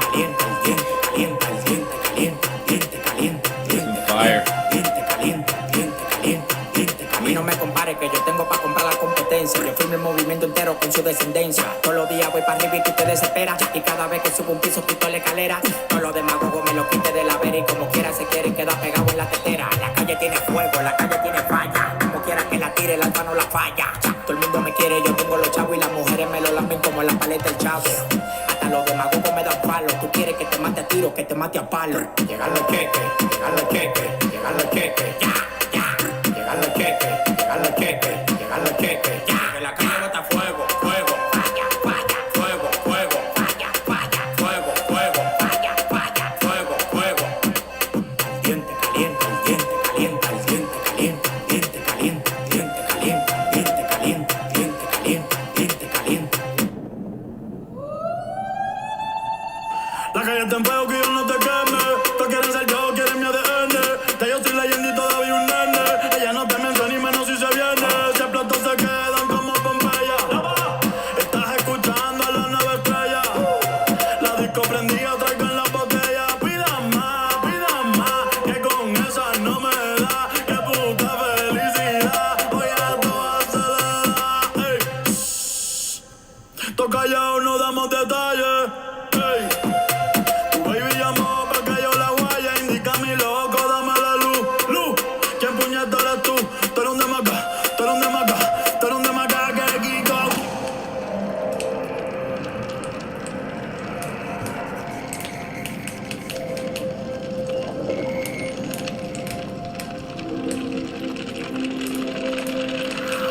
Que la calle bota fuego, fuego, falla, falla, fuego, fuego, falla, falla, fuego, fuego, falla, falla, fuego, fuego. Y que la calle bota fuego, fuego, falla, falla, fuego, fuego, falla, falla, fuego, fuego, falla, falla, fuego, fuego. Yao, ustedes no tienen cuarto, ustedes están en olla. Mándame el location que te voy a mandar 5 de embo en un Uber pa' que te pegue. Good Bunny, Bad Bunny. El alfa, el jefe, la planta, la bestia, the best. ¡Ya tú sabes!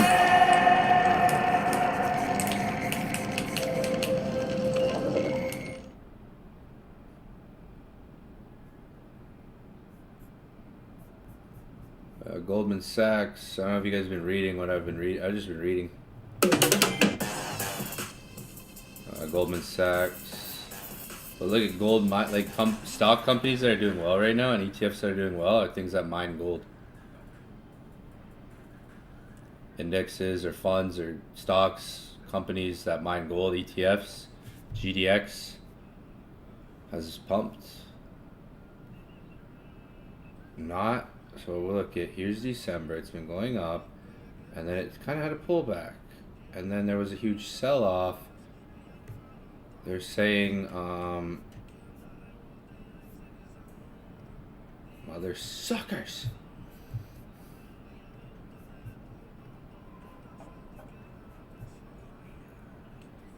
There was a period before Liberation Day that gold ETFs slowed down, they said.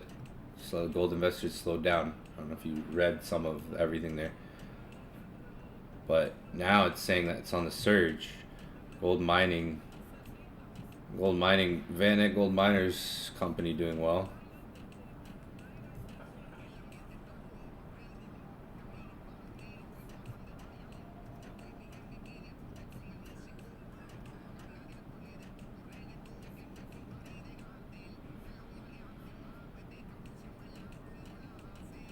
Look at that. Since this is all year here. This is the year, but this recent price surge.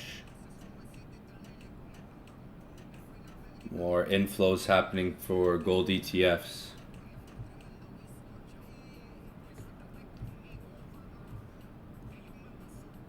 They're all up 30+%. More money might even flow into those, is what Goldman Sachs is saying here. Basically, Goldman Sachs, GS, has raised its price forecast for gold closer to the groundbreaking mark of 4,000, citing the R word. The R word's been getting thrown around a lot. They don't like to use that word, the R word, but that's been getting thrown around a lot. Jerome Powell also speaks this week, which is interesting.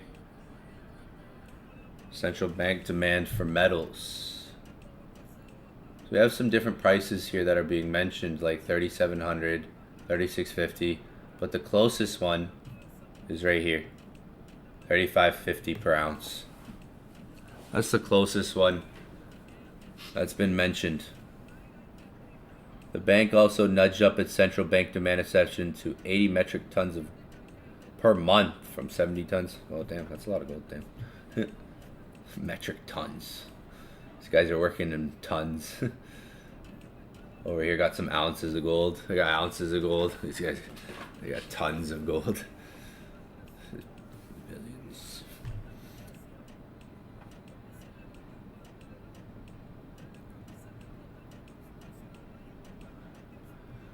With all the technology that's being created too, software, hard drives, AI, computer chips, NVIDIA, everything, more gold production happens with the type of technology that's being produced in this day and age. Like if you're thinking about, like if you know, like those hard drives that get created and those computer softwares that get created by NVIDIA and stuff, gold goes into those things as well. Gold gets used as a material in electronics. So if the price of things go up to the cost of using gold, so if materials and things that have gold, like a cell phone has a very little bit of gold in it, right? But if like the things that we have to consume are going to go up in cost, the cost of using something like gold to produce, to have some of those things made, my brain's just thinking, could using gold become more expensive for jewelers, for even just things that get made with gold, right? Production, silver too.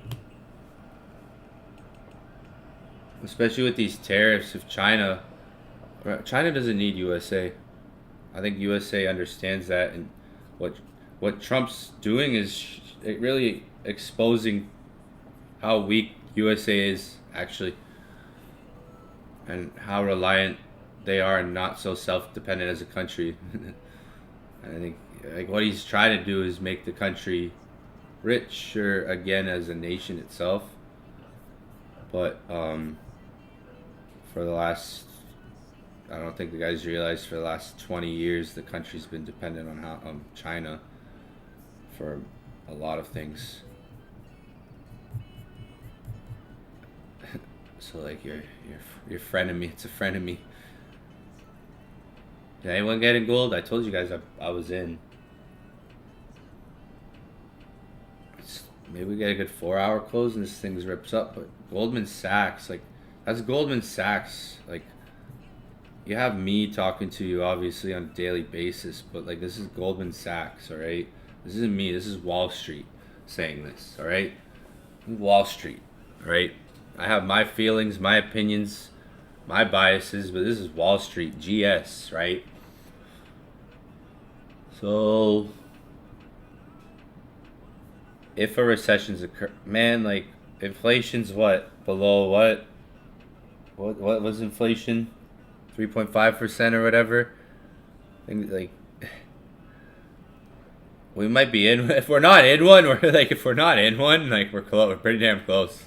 Like the U.S. is pretty damn close. Like If they're not, if I think maybe that's the plan. Maybe that was the plan all along, just bring US into a recession. That's how you create something better. Like you have to break something to rebuild it. Like anything that's broken can get rebuilt, right? The only way to, when you have like a superpower, China is a superpower. The only thing to really build something is to break it, but it's something that's maybe been broken for a while. Economic downturn.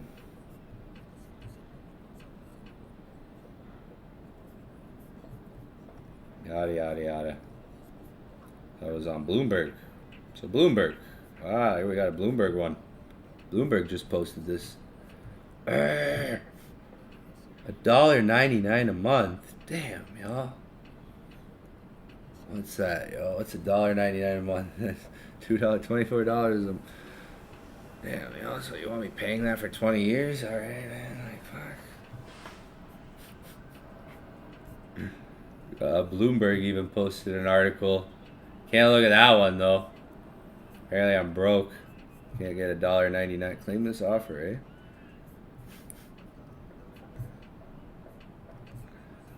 eh? We got the gist of it already.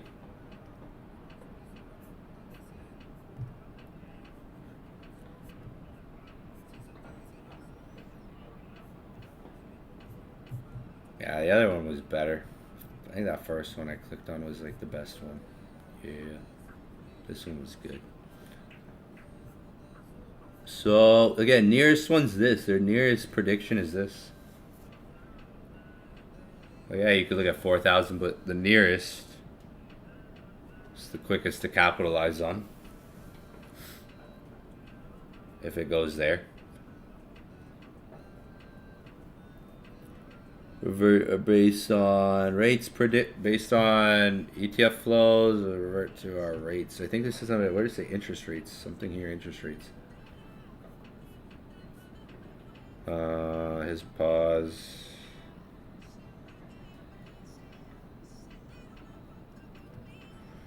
Cause yeah, what's happening right now is definitely going to create a. Like wars now in this day and age, wars don't happen with weapons like they do, but wars are on spreadsheets through trade balances. Like in this generation, this day and age,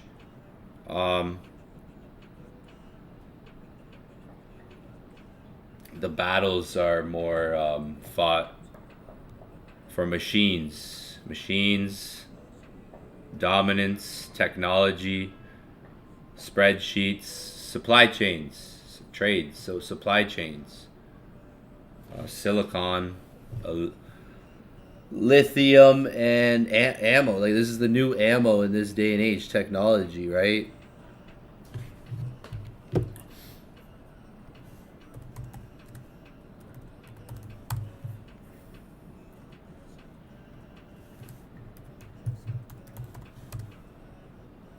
See this factory in China?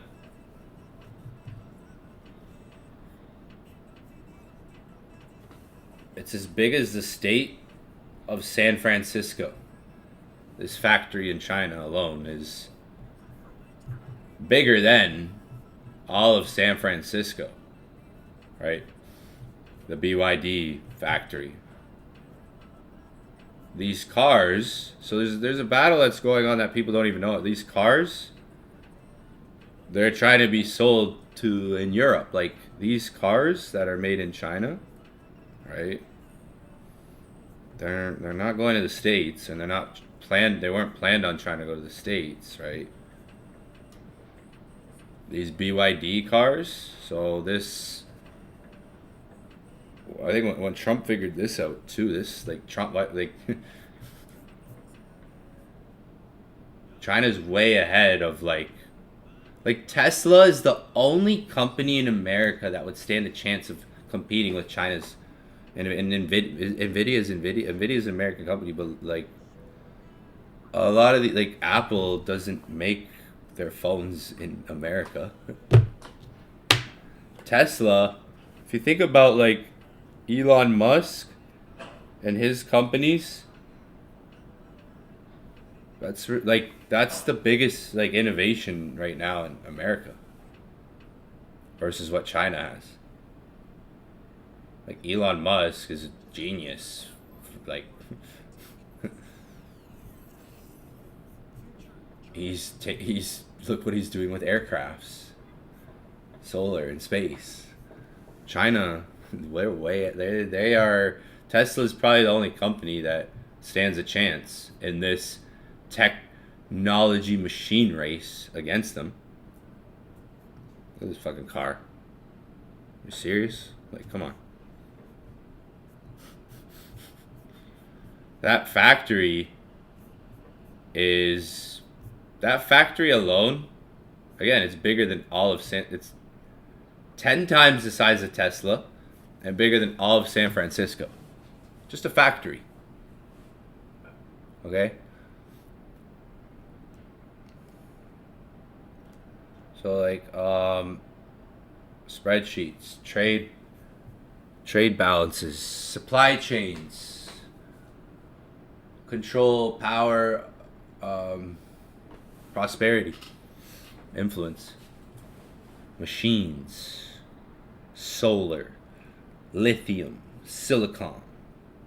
That's the new ammunition of this day and age. AI, artificial intelligence, softwares, hardwares, like and then you got another word. I won't use the other word. I won't use the N word. Nuclear. Not nuclear. Not, yeah. Look what happened in, like, the set when they discovered fusion. The set, like, when they discovered, like, fusion and stuff. Look, it's a race to get ahead.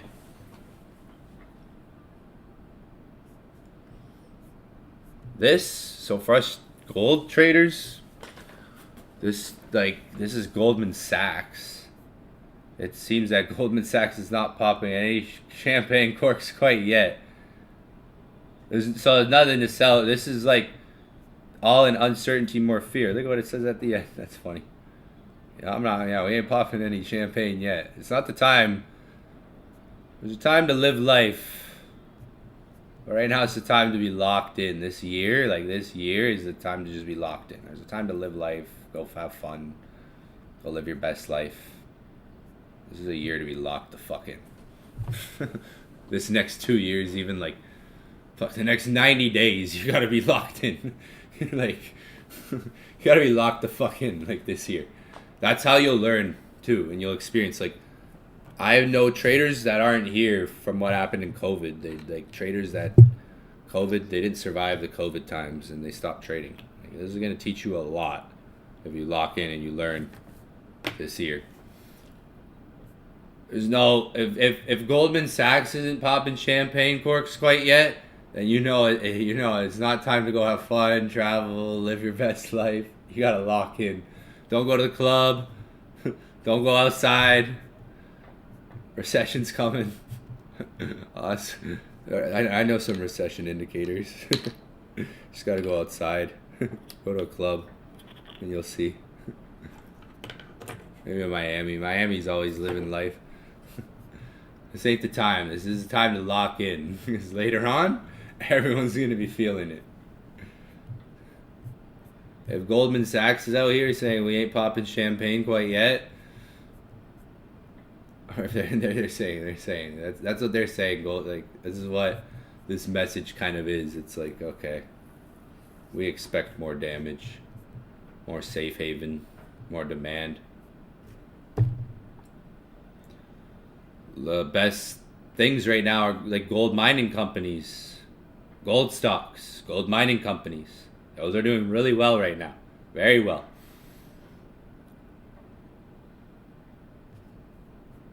Fuck, 4,000 Goldman's. Damn, before Ethereum? Like, is gold gonna go back to, is gold gonna hit 4,000 before Ethereum goes back to 4,000?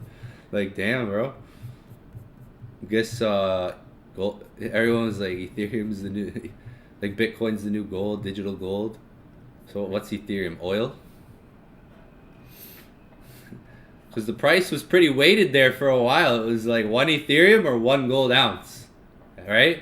For a while, it was like, would you rather 1 Ethereum or 1 gold ounce? Now it's like shit. Now it's like half a 0.1 of Bitcoin, like a 0.1 of Bitcoin is 8,400. So if gold's gonna go to 4,000, half of a 0.1 almost, like who knows? Goldman Sachs, so that's a bold name, a very bold name on Wall Street to say that, right? Very bold name, right? You can see I'm kind of like excited about it, but it's not a good thing for us traders. It's not a good thing. If Goldman Sachs is expecting this to go to 4,000 an ounce, or even some of their near like 37, like you could see some of the projections. So at the most they expect by mid, at the most they expect by mid 2026 4,000. But they're expecting with a projected range between the end of the year of 3,650 and 3,900, with their nearest estimated by the end of the year to be 3,550 for year-end prices.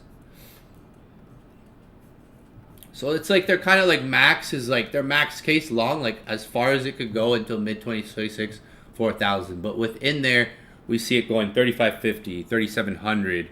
You know, before that at least, right? It would take. They're saying it would take maybe until mid 2026 for it to get to 4,000, if it's gonna go there, right? But I would lean when I see something like this. I lean more towards the first price I see that's closest, which is 3,550. They're saying. So let's say 3,500,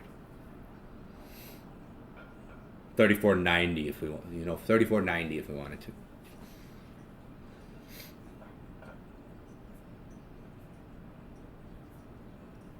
Yeah, physical gold holding has flourished. I like that. It's a good word. Flourished. Pinky's out. It's not a good thing. Even though we know like we can make money. It's not a good thing. It's not a good thing. Whereas, I was in it last night. Like I was in it. Like, I was in it, like, watching. I was in it. Because every video I watched, I was just like, holy shit. Holy shit. Holy shit. Every single video I watched more and more of, I was like, yo, what the hell is going on?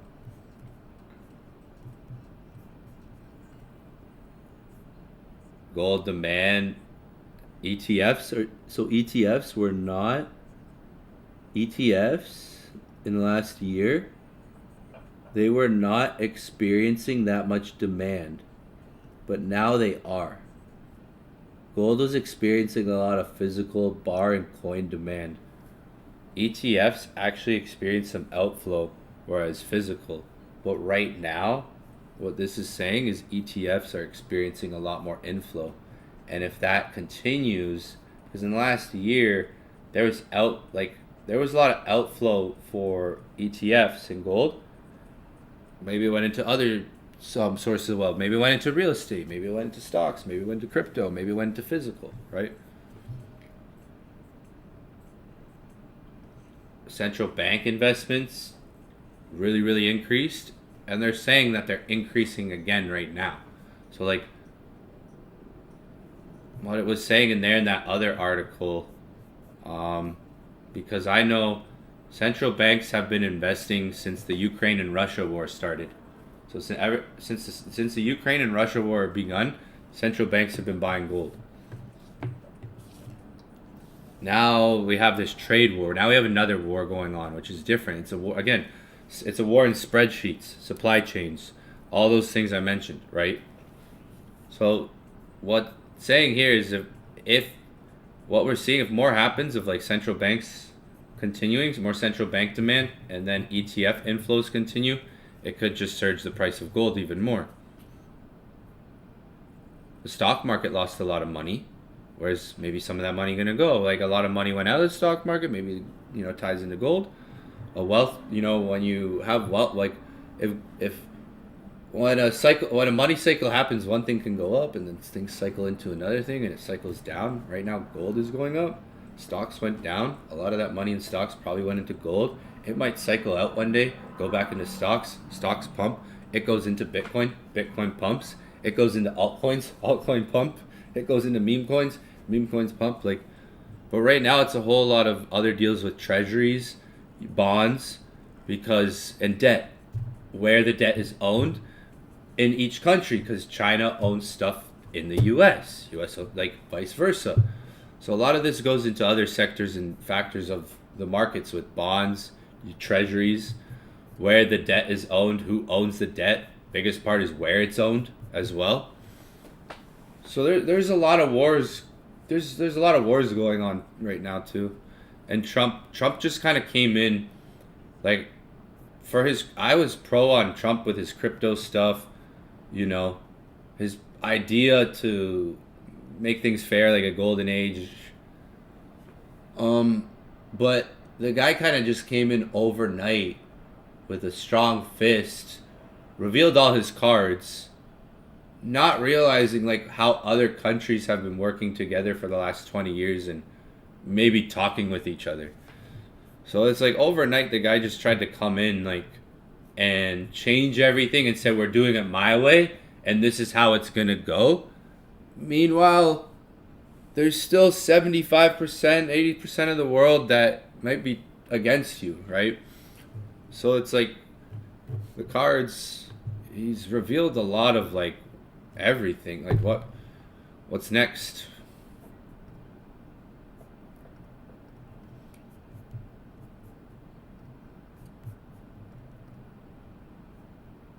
I personally I'm not American, so I can't vote, right? I probably would have voted for the guy, but right now, seeing what he's doing, I'm it's for the better, right? But it could go one way or another way. We don't really know. No one knows. It could go south, or if it's gonna go good, it's gonna take 3-4 years for it to happen. It's not gonna happen overnight. If it's gonna go good, if all this is to happen to things for the better for America, it's not gonna happen overnight. It's not gonna happen like this. As you can see, China's doesn't care. So it's interesting. I think no one really knows right now, and maybe not even Trump knows. I don't think anyone really knows how this is gonna play out, really. So he's revealed all his cards, really, his strategy. Everyone knows his plans now, and his strategy. Came out with it. He's a smart guy, but China, he did what he did, and China came back like this. No one saw that coming from China, but when it happened, it's damn, we should have saw that coming. There's rare earth and minerals too. China just suspended the rare earth and minerals, right? Exports to US. You can only get those from China. US doesn't have some of these rare exports and minerals that China has. You only get those from China, right? So whatever cards Trump has, it's funny what one of you guys posted in Discord. China created the cards. How long has China been a country? Let's ask Google that. Can someone ask? I'll ask. Okay, was it 4,000, 5,000 years? I hope you guys are in gold and you took the buys, because you should be in profit if you did. It's Ray Dalio said Mexico 2040. Ray Dalio said at the rate America was going in, it could have became like Mexico by 2040. Now it's shit. I'm gonna move to Dubai. I'm going to Dubai for 6 months. Leo's out there, so I'm gonna go out there for 6 months with him. I'm gonna hit Dubai for a bit in September. You know?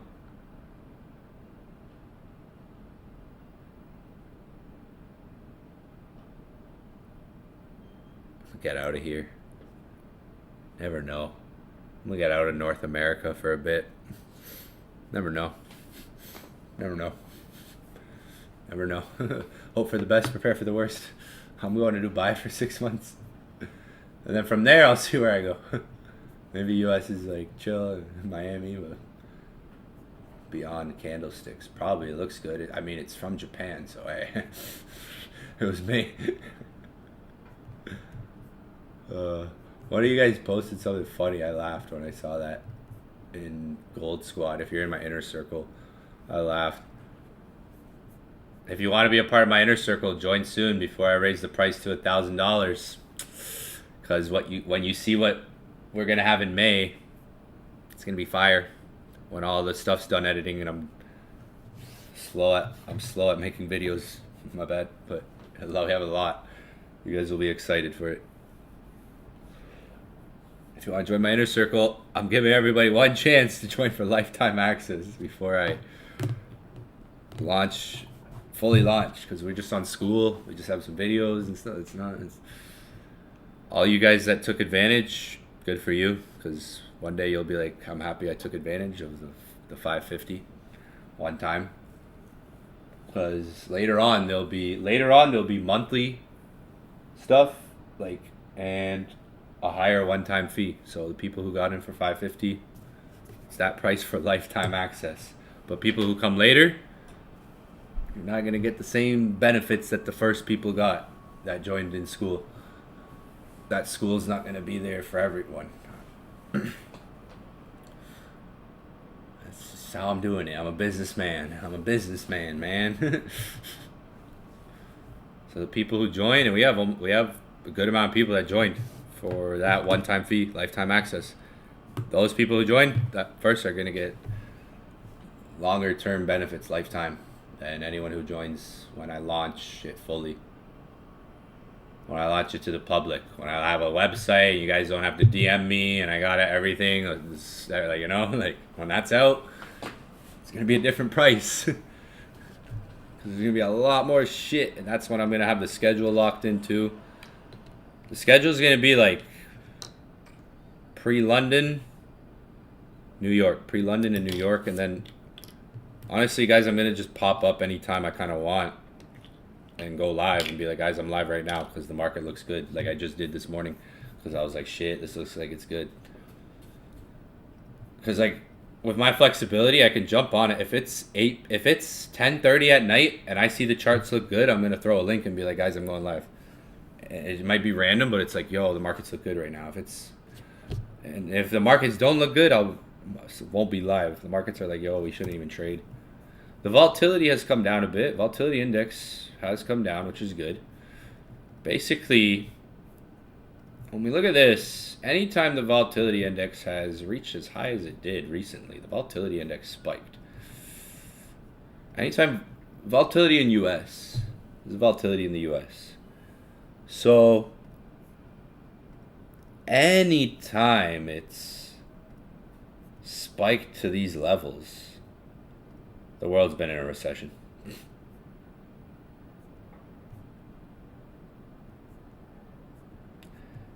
Anytime US volatility has spiked this high, like last time was 2008. Last time this happened was like 2008 COVID. Take away COVID, and anytime volatility's gone this high, it's been in a recession. It's a good thing it came down, because honestly, that was pretty. I haven't seen that. Like, this volatility was crazy with gold. Like $100 moves back and forth. Like, chill, fam. I'm only 28, yo. I gotta keep my hair still, you know? My hair's growing. My hair's looking good now. That's what happens when your testosterone goes up, metabolism. Your hair gets shiny and soft. That's why I'm training hard to look younger. as I get older. I look fucking... When I was 25... You guys should have saw me when I was like 25, 26. I looked like a fucking potato. I had like a double chin. I was like fat bastard. Okay, no. I just watched Austin Powers, that's why. Yo, did any of you guys get in gold, by the way? Or nah, you guys... It's moving. 4 hour. Remember what I said, this 4 hour... That 4 hour closed bullish. Next one, look, now we're gonna go to the moon. Maybe. Let me put on that song. It seemed to like that song. I'm only gonna play this song from now on. I just need space.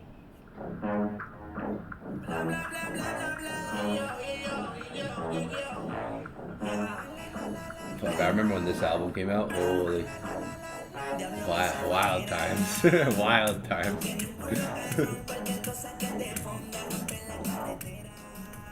Wild times. Colombians, Venezuelans, you name all kind of wild times. Flashbacks. This album brings back some memories.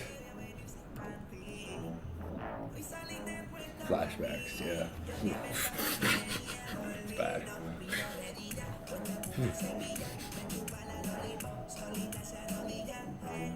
I have a good photographic memory, apparently.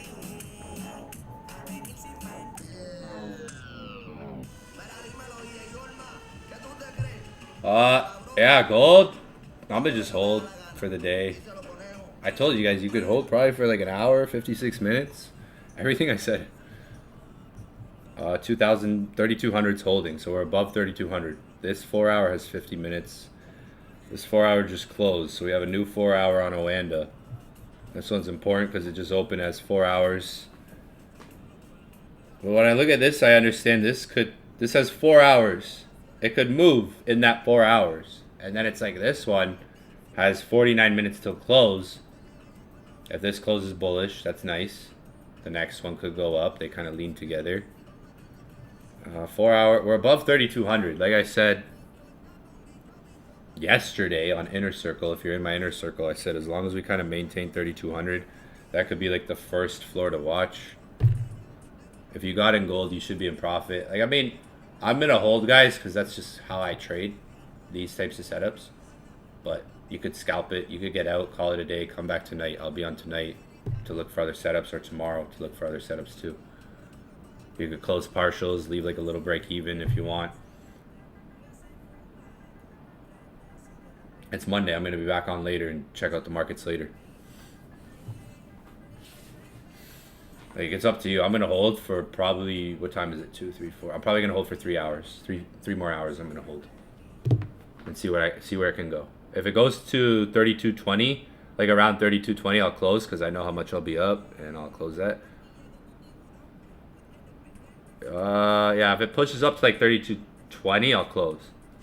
So like 32.18, 32.19, I'll close. But like, I'm gonna hold for like at least 2 to 3 hours. That doesn't mean you have to. Like, understand it could come back to entry in that 2 to 3 hours. So don't get mad at me if it does and you didn't take profit. You could close. It's up to you. I'm gonna hold for 2 to 3 hours. So you have different decisions you can make. Like, if you want to call it a day, I'm gonna be on later. I'm gonna be on tomorrow as well. If you want to call it a day, come on later. Check if there's something tomorrow, or even leave a break even. It's up to you, really. Did any of you guys catch it? I'm still in. I'm still holding. I'm going to hold for at least 2-3 hours. You guys know me. I'm a holder. I'll hold till, like, we could catch trades like this is up. If you caught it, you might be up like $10 of a move there. Let me know if you caught. Let me know if you caught it. Let me know if any of you guys caught golds. I hope so. I did say I'm still in, and I was holding before. I could have closed, re-entered. I could have took the same trade twice today, but fuck it. I guess it happens. I hate when that happens. I don't have a TP. I'm just... It's Monday, and if this forms the right buy, like, If this holds, it could go up all week. Depends on if you're trying to like your holding time. Like your TP is your holding. Your TP is holding time tomorrow. Your TP is Wednesday, guys. TP is Thursday. No TP. TP is tomorrow. Remember, TP is fucking Thursday, guys. It's Monday. Maybe this is the buy for the week. I've been in gold. I said I was in gold. I literally told you guys I'm in gold at 32.02 when it was below 32.02. Told you guys I was still holding. I told you guys when I got on, right when I got on. I'm still gonna hold. Probably for 2-3 more hours. I even said last night on Inner Circle, TP's when's TP? Like 32.50? If it holds, 32.20s. Fuck. End of the week at this rate with how gold's been moving. Fuck, TP, if it doesn't come back to entry, man, TP could be like tomorrow. If it holds strong on the 4 hour and goes up on the next 4 hour. If the next 4 hour goes up, and fucking TP tonight, TP tomorrow. With the way gold's been moving, that's some of the mindset I've been giving myself. Like, all right, I'm gonna hold this till tomorrow because there's been some big swings on gold. Like trades I've called out and told you guys I'm in. I told you guys last night, if you're in my Inner Circle, if it gets to 3,200, I'm buying. If you're in Inner Circle, we streamed yesterday twice.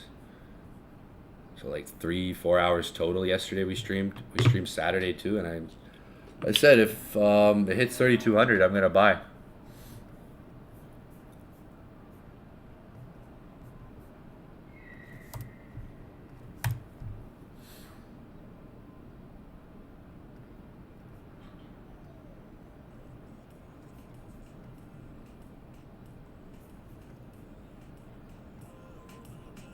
So yeah, one thing too, like I'm gonna send signals when I have like an app made, because sending signals, I like to do it a certain way.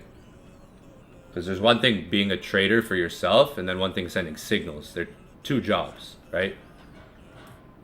So there's one thing like trading, like I'm a full-time trader, like I gotta pay my rent with my trading too. Like I'm a full-time trader, so it's that being a trader is a job itself. Streaming, teaching, making you guys money, helping you guys learn, that's one thing. But being a trader, that's a full-time job as well. That's a full-time job. Like you guys have a 9 to 5, you work 10, 12 hours a day. Trading's a full-time job for me. Like being a profitable trader for yourself is, I don't want to say difficult, but it takes time, right? So there's like two jobs I have to do too, right? Like that's why I try not to overtrade, overstream. If I overstream, I end up overtrading, right? I stream a lot. I'm on the charts more than all of you guys combined, right? The amount of hours I put in the charts is more than pretty much all of you combined, right? With the amount I stream, the amount I'm on the charts myself and watching things. So I can't overtrade the market too. I gotta have my own disciplines. I gotta be disciplined as a trader myself, because if I give everyone everything, I won't be disciplined for me, right? And that's what's going to ruin my trading, right? If I'm on the charts 12 hours a day, that's not going to make me more disciplined or more profitable. That's going to make me overtrade, right? Because I'm very good and I can analyze anything. So for me, it's a balance too. It's about showing up every day, but showing up at the right times, showing up when there's a setup. Not showing up every little moment of the day. Like, then you overtrade. At my level, remember, at my level, I've been doing this for 11 years. I don't want to overtrade these markets. If I'm on the charts 10 hours a day, 8 hours a day, I'm going to waste money. Right? I'm going to waste money. Because that's just going to have me more exposed to the market. If you're on the charts more, yeah, there's your learning phase. But if you're in more trades, you have more exposure to the market, meaning you can waste more money, right?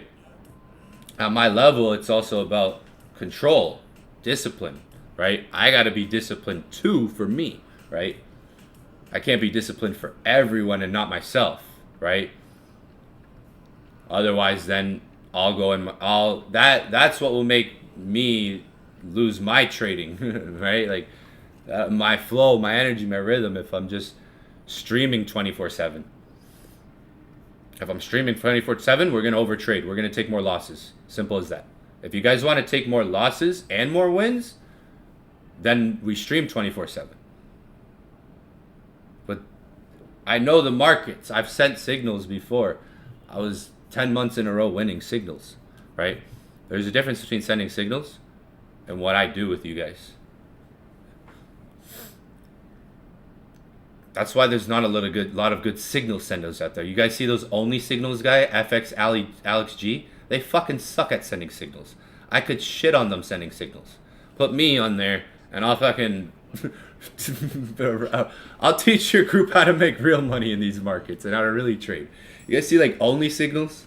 Those guys fucking suck at sending signals. I even messaged them and told them like, yo, you guys need help?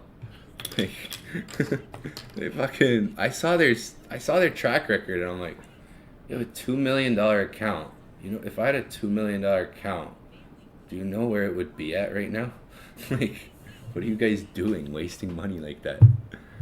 Like, there's not so many, like, there's signal senders, there's analysts, there's teachers, there's educators, there's forecasters, and then there's traders. Not everyone can be all of them. Me, I'm built different.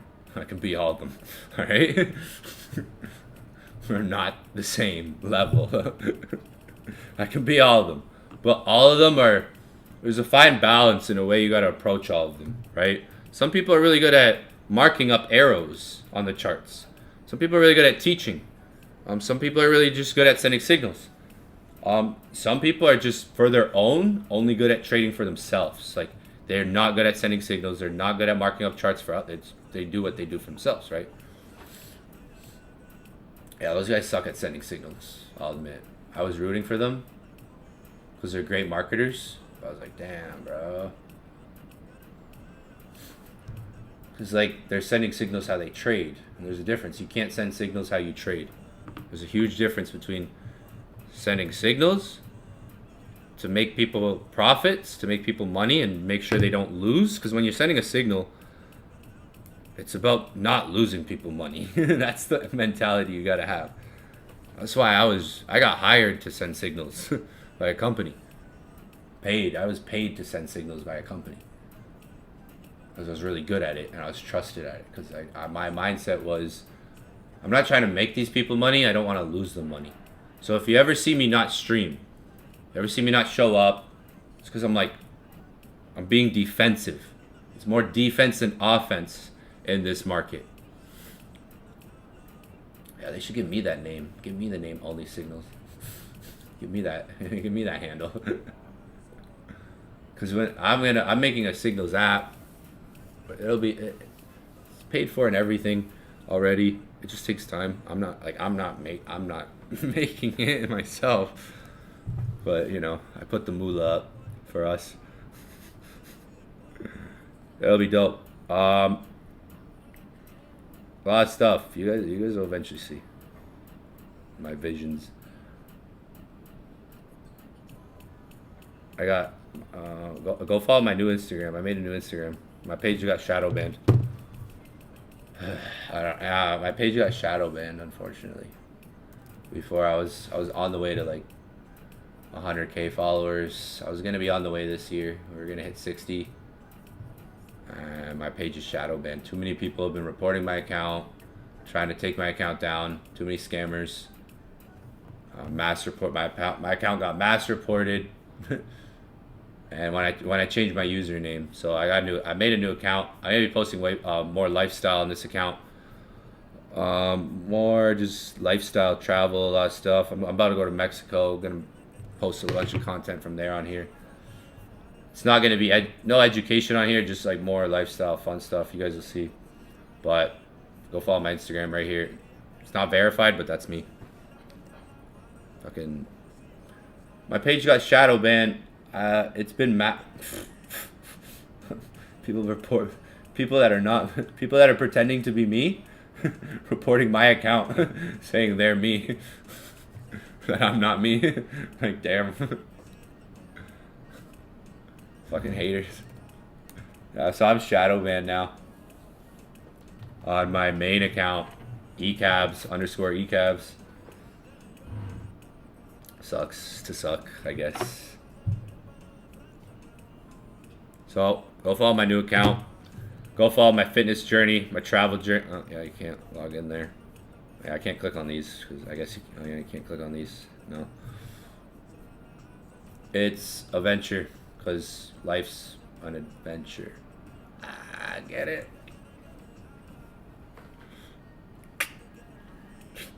That was fucking cheesy.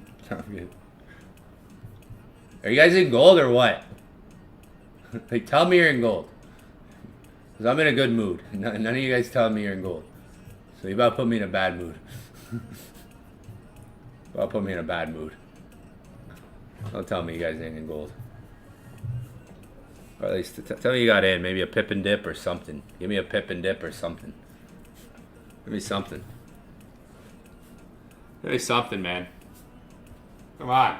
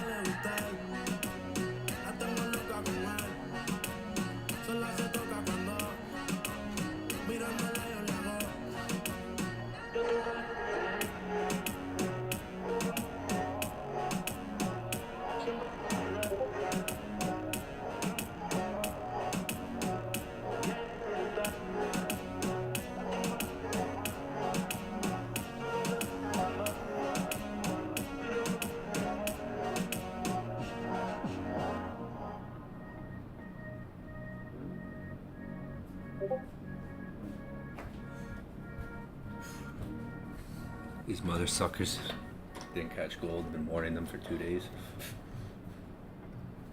These mother suckers. Been warning you guys since Saturday. Well, Inner Circle.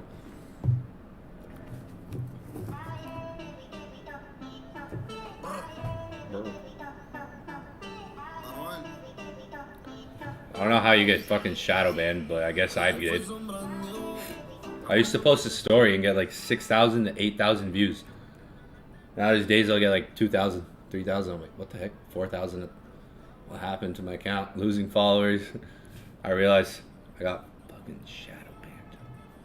Yeah, go follow this account. This page is gonna be sick. You'll like what you see. You'll like what you see when the content we're gonna be building for this page. It'll be dope. I'm on my fitness fucking journey. Used to be. I can't pull up the. I'm not logged in. It won't let me like. Used to be a tubby guy. I'm on my fitness journey. Like when I was, I have a picture when I was 19, because I used to train every single day, like 18, 19 years old. It was like my life. Deadlifts and squats was my life. At one point. After video games. After video games, it was deadlifts and squats became my life. And then I got rich and fucking just fucked up. And then I got rich. And you'd think you'd get rich and just, you know, no, live a young, fun life. I'll teach you guys what not to do.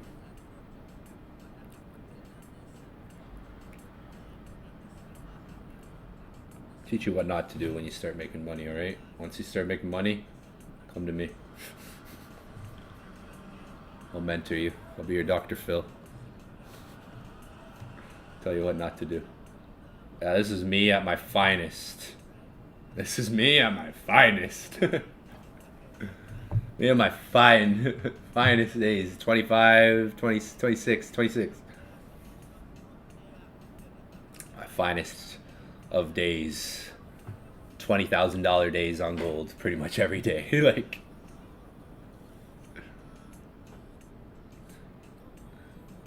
these are my finest of days.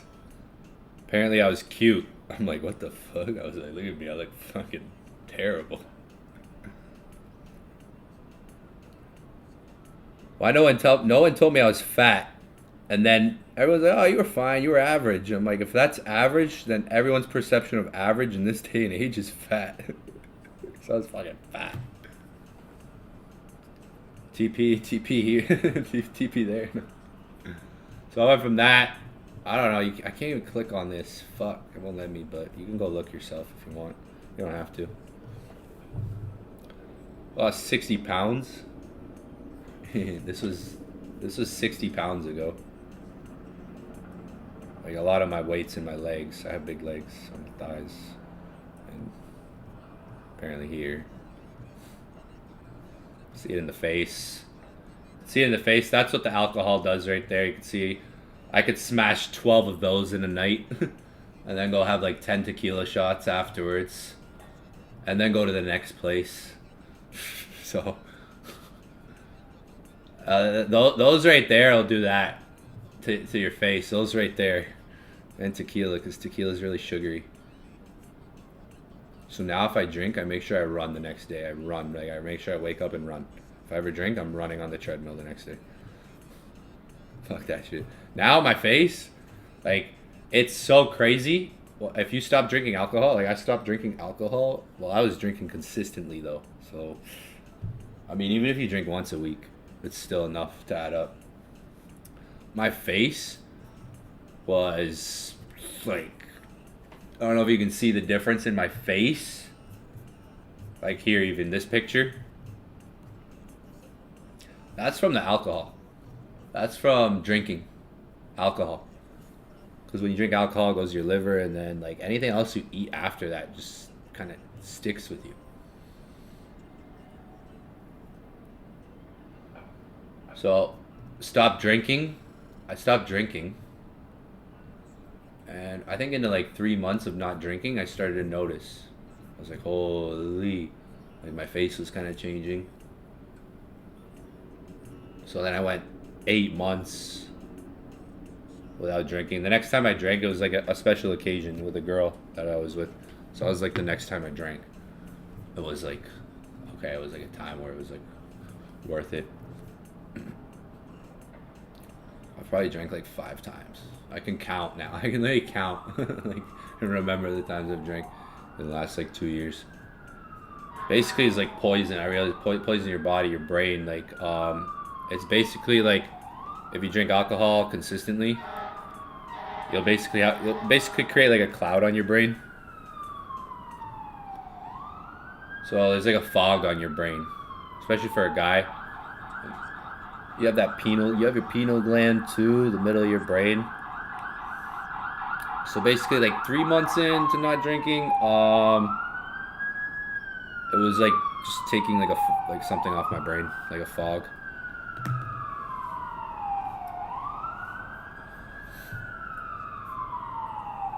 So I've been literally, first I had to lose 60 fucking pounds. That wasn't easy.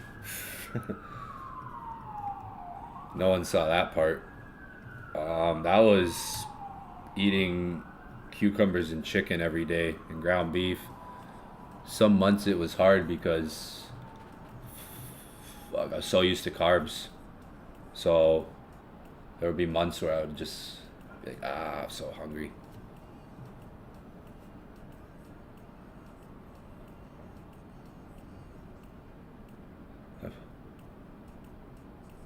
Yeah, me, it was just like entertainment. The way I was drinking, stress. I was never stressed. I was living life. This guy, that's a money belly. That's what you call money belly.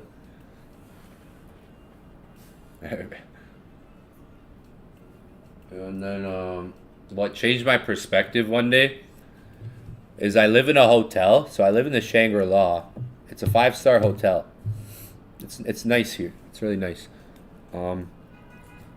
If you've ever heard of the Shangri-La, they have like different locations worldwide. And a lot of athletes stay here. So NBA teams always stay here. A lot of NBA teams, they stay at this hotel when they come here. So like the Miami Heat always stay here. Sacramento Kings. Who else? Yeah, Sacramento. Seen them here. Trailblazers. They're here, yeah. Who else? What am I seeing here? A couple teams. Those are the 3 that I've seen frequently, though. I've seen Heat frequently. And one day I'm in the gym, and you can obviously tell when an NBA athlete walks. Like, I'm obviously, yo, this guy's tall, white guy, straight up white dude, whiter than me, tall, ripped, like skinny, ripped as fuck. Like if you looked at the guy, you'd be like, this guy's fucking ripped, shredded, like shredded. He comes in the gym, and if you saw how this guy worked out, like there was probably like 8 of us in the gym, and this NBA athlete, an athlete comes in the gym, and if you saw the way this guy looked, if you looked at him, you would have been like, yo, like this guy looks insane. Like this guy looks like a guy in a magazine. Like, you know, like like in person. Like I'm like, what the shit am I looking at right now? This physique was insane. And skinny white guy, like tall though, but like I was like, what the fuck? What team did he play for? He played for the Sacramento Kings. I don't know his name. But the way he worked out, like in 30 minutes, what this guy did in 30 minutes, like how he did it, how he was performing, I was like, what the fuck am I doing? I was working out, but I wasn't like just showing up, working out. Like, so that was the day I was like, I need to start training like an athlete. That was in October of 2024. Because by then I was dieting, losing weight, training good, but I was like, nah, I need to step this shit up. If you saw in 30 minutes what this guy did, my brain was like, I'm a fucking pussy. I'm a little bitch. That's what I thought. That's how I took it. Right? Personally. I'm like, yeah, I'm being a little bitch. This guy fucking came in here 30 minutes, did fucking Bruce Lee, fucking Spider Monkey, fucking, like, comes in, like, I don't remember it fully, but I just remember him coming in, doing like 20 pull-ups real quick, drops down to the floor, does some push-ups, goes to the treadmill, puts it on the highest speed, sprints as fast as he can, did the same thing again, grabbed the fucking weights, shoulder presses, and then goes to the bench, and then boom, and I'm like, and then walks out the gym. I'm like, man on a mission right there. He knew what he was doing, what he wanted. That was the day. Like, I tell people to come train with me that live here, and no one ever wants to. I'm like, because if you saw how I was training, it's a huge, it's a big difference. I have a trainer now. I hired a trainer that comes to me every day. Guy used to train in Iran. If you see the guy on my stories, he's got a lot of wisdom and knowledge, and he used to train in different parts of the world, apparently, from guys that trained with people in like Egypt and Jordan, and he knows a lot. I've learned so much in the last 60 days. I've learned so much. It's insane how much I've learned about my body, science, of my, like, just so much. It's also mindset. You gotta have the mindset, but one day, like I'm telling, like, if you watch an athlete train, like these guys, like, so if there's someone you're looking at that you're like, I want to look like that guy, and you think what you're doing is enough to look like that, it's not. Because if you watch an NBA athlete train for 30 minutes, you'll be like, what the fuck am I doing? And if you want to look like that, you got to be pushing yourself. Like if you're looking at the status quo of, notice how I'm just chilling and Gold's pushing. Told you guys. So if you're if there's like an inspiration, someone you're looking at online, and you're like, I want to look like that, and you're just showing up, going in motion, just showing up. You're not doing what they did to get that. So I thought for a second, I was like, this guy. I watched this guy, and I thought for a second, I was like, he's been doing this probably for a while too, obviously. But I was like, to look like that, that's what he does. Like that's the perspective I got, and I was like, trains hard.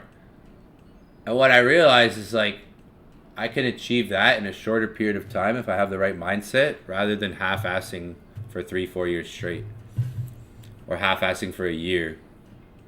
In 60 days, I've been able to achieve a lot. Some of you guys who follow me on Instagram have seen the transformation. It's a lot of mindset behind it.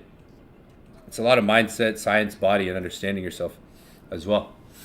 A lot of mindset behind it. But that shaped my perspective. Seeing an actual athlete whose job is to perform every day on a daily basis, like that's his job. His job's to perform like that on a day-to-day basis.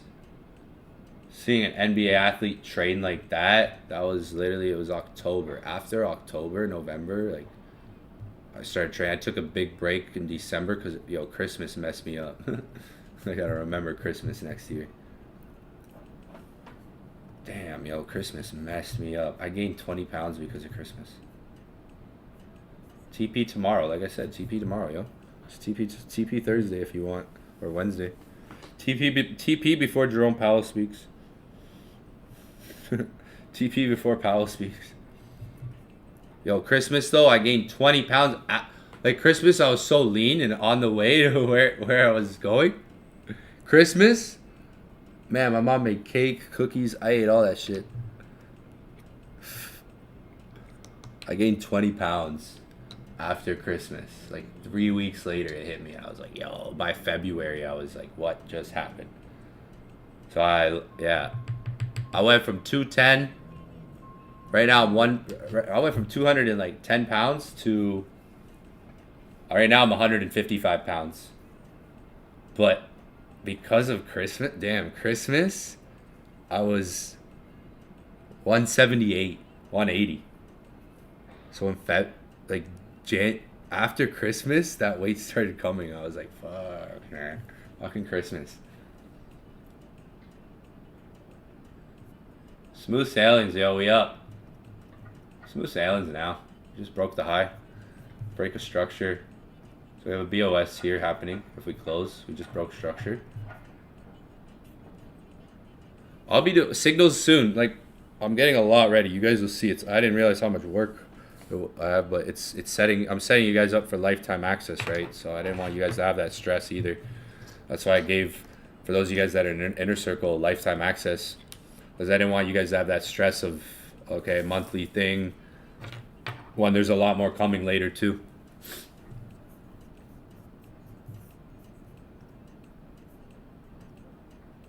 I'm not building, like I'm helping and designing and vision, but one day, like if you're good, like I told people in my inner circle, if you're in my inner circle and you're good at sending signals, you think you are, there might be an opportunity for you in the future. If you're a good trader and you have value, you believe you have as much value as I do, or not even as much as I do, you think you can bring something to the table in terms of value, because you guys see how much time I put into this, how much value I bring in information. If you're a good trader, don't worry. Inner Circle is going to be a big squad one day. We're gonna motivate the launch. I have big visions. If you're a good trader and you're in my inner circle, you're in my inner circle, there could be opportunities for you. Okay, remember that. Looking for my younger or older protege, because some of you guys are older than me by like a lot.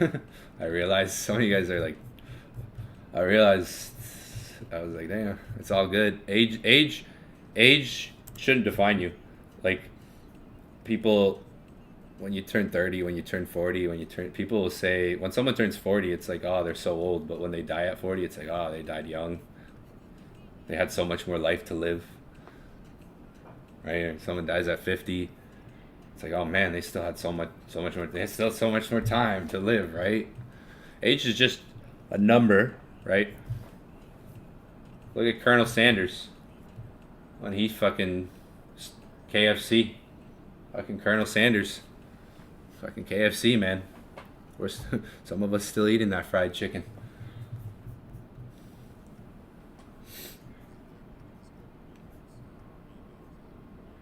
One day I'll put some people up to the test, but still got a lot of stuff to roll out for you guys that I want you guys to see first, and when everything's rolled out. But one day I'll be scouting. I'll be like when you go to the scouts who go to like the hockey games and stuff, and they're watching the players, the scouts, looking for like the rookie. I'm looking for the one day. My dream, my vision is to create an elite combat trading group. So I'm kickboxing. I'm training to fight, by the way. I'm going to fight in a year. I'm going to learn to spar, fight. I want to challenge myself to do that. Something I've always wanted to do is kickboxing. I wanted to do that since I was like 22. I would always tell people, one day I'm going to do it. One day, and I finally got into it. About time. I've been telling myself that for years. Trust me. If anyone who knows me, like really knows me and spent time with me, they've probably heard me say that. My vision is to create an elite combat trading group of maybe like a group of 5 to 10 traders who are into fitness, health, motivation, inspiration, lifestyle, and obviously trading. Like above all those things, trading is first. Trading and education and value, because I'm really good at trading. I know I am. That's my vision, is to create an elite combat trading group. Kickboxing. One day we all buy a mansion. I have visions. I have big visions. I have big visions. This brain of mine, it's very photographic picture. Anything I've visioned, I can create. I have that power. So remember that, whoever you are. I'm talking to you. I don't know who you are, but maybe one of you. Might be one of you. You never know. I got a lot of people that hit me up that ask me like, "Yo, I can do this for you. I can work on. I can help you." And I'm like, I'll see one day. I'm in no rush, because when you guys see how much stuff is gonna come out still, Stu, there's still a lot of time. But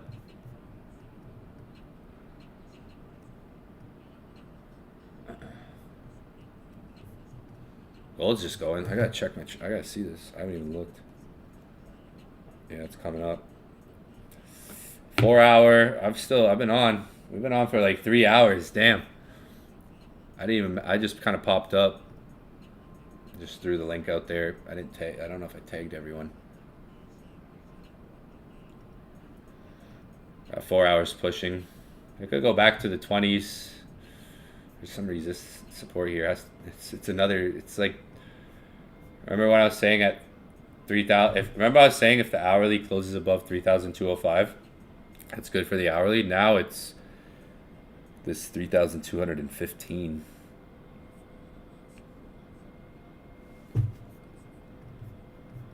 Yeah, 3,215, because there is some support there. I did say, when did I say I was gonna hold it for like 2-3 more hours? That was like an hour. That was like 46 minutes ago now.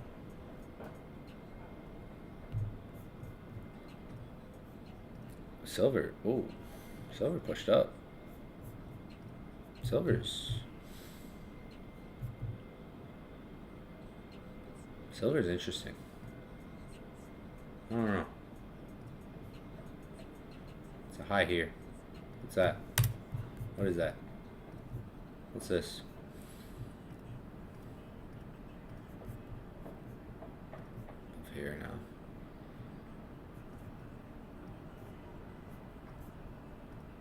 Silver just kind of went up, like back up to the top here. Silver looks interesting. Kind of spiked up. Gold could pull back. Let me see this real quick. Might pull back. This 4 hour looks good. It's gonna close. in 12 minutes.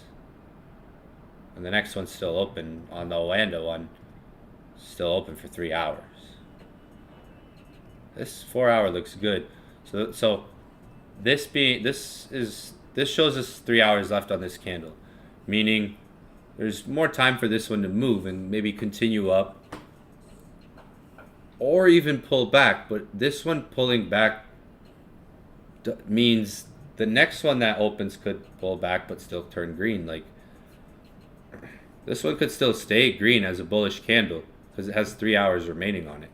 It could still stay bullish and fluctuate, which the next one opening up here might have a short pullback on it before going up.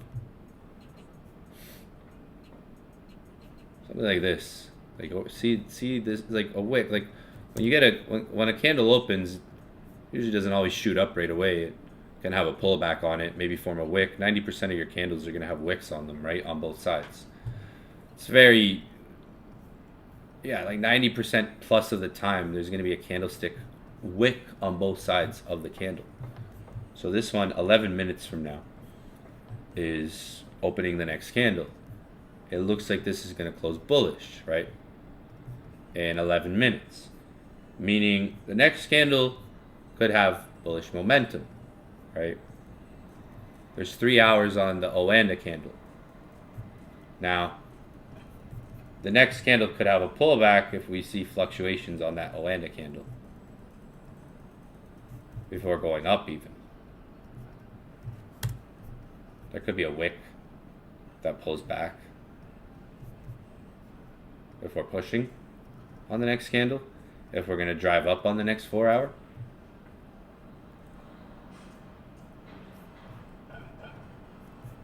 We just broke this high here.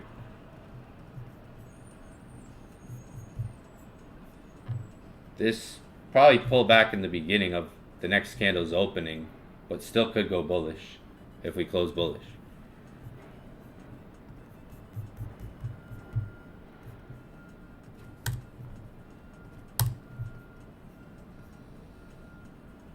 $3,200 held.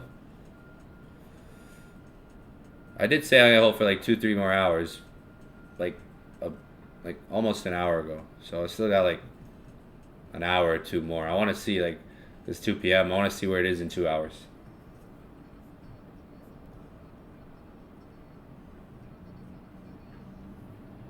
Let's go. Hack cryptos down.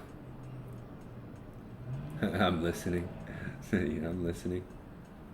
Just get on it. Get on. You guys see what all I'm focused on is this year is trading, leveling up, fitness, inner circle, trading, content later, the gym, kickboxing. One day form an elite group. There's a lot of stuff I have to teach too on like a lot of areas of life. There's a lot I have to teach: mindset, psychology, wisdom, and a lot on trading and investing.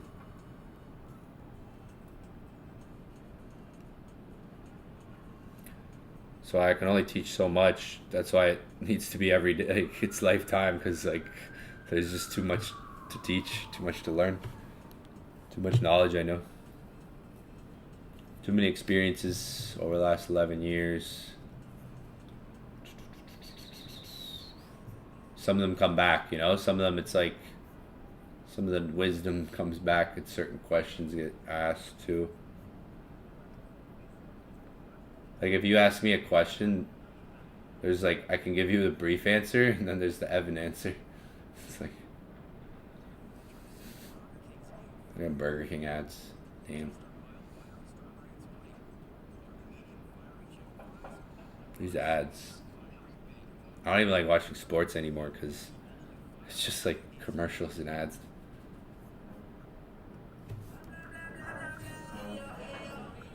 Lately, I haven't been watching anything but all this China and tariff news. Like, it's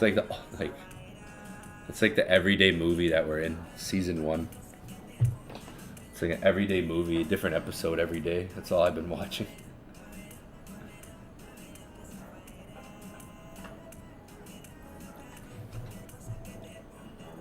But yeah, it's like 2 o'clock. We've been on for 3 hours. I don't know how much longer I'm going to stay on. I'm just checking the chat right now.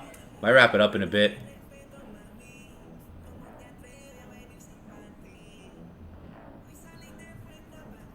Yeah, it needs time to give a bigger push, like on the 4 hour. Look at this 4 hour. This 4 hour doesn't look bad. 7 minutes till it closes.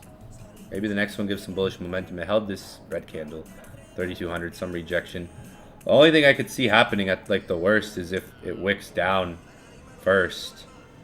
Like if the next candle starts a pullback and then starts to go throughout its rest. Like, that's not letting me draw it. Nice. Yeah, like all I could really see, maybe at like the worst, would be like if the next candle opens and wicks down, has a pullback down before shooting up. It could start a pullback. Maybe the wick's smaller than that. It was a good 4 hour rejection. I did say this 4 hour could flip bullish. Remember what I said? How much time was there? It was an hour and 58 minutes left. And I said in this hour and 58, you have... Remember what I said when there was an hour and 58 minutes ago? I was saying this candle could flip bullish within this next hour and 58 minutes. And that's when you could close your trade, realistically. Or you could try to hold it on to the next candle, right? If it closes bullish. I'm a future teller here. I wish when I'm patient, when I'm not on the mark, when I'm taking my time and I'm not on the charts aggressively, and I just come to the charts calmly like I did today, I'm more in the zone. That's why I gotta adapt to the schedule. Because I used to just stream like 5 times a week. Now I'm like sometimes streaming 3 times a day, 2 times, 3 times a day. So the excessive chart time. It's a double-edged sword. I like to just kind of be calm. Like I came on today, just chill. It might seem random. It might seem random when I jump on. I'm like, yo guys, I'm going live. Sometimes it's not. Sometimes it's not. Wish I had a crystal ball though every time we jumped on.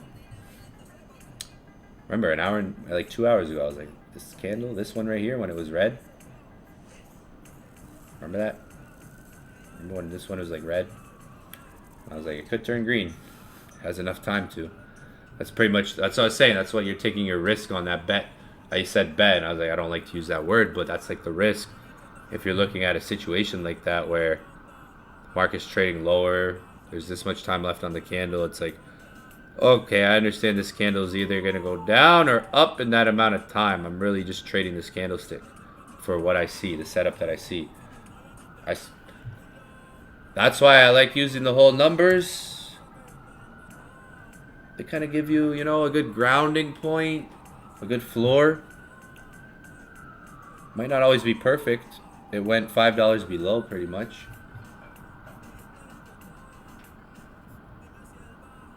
Yeah, we'll be on later today. Probably tonight. Probably like Tokyo session.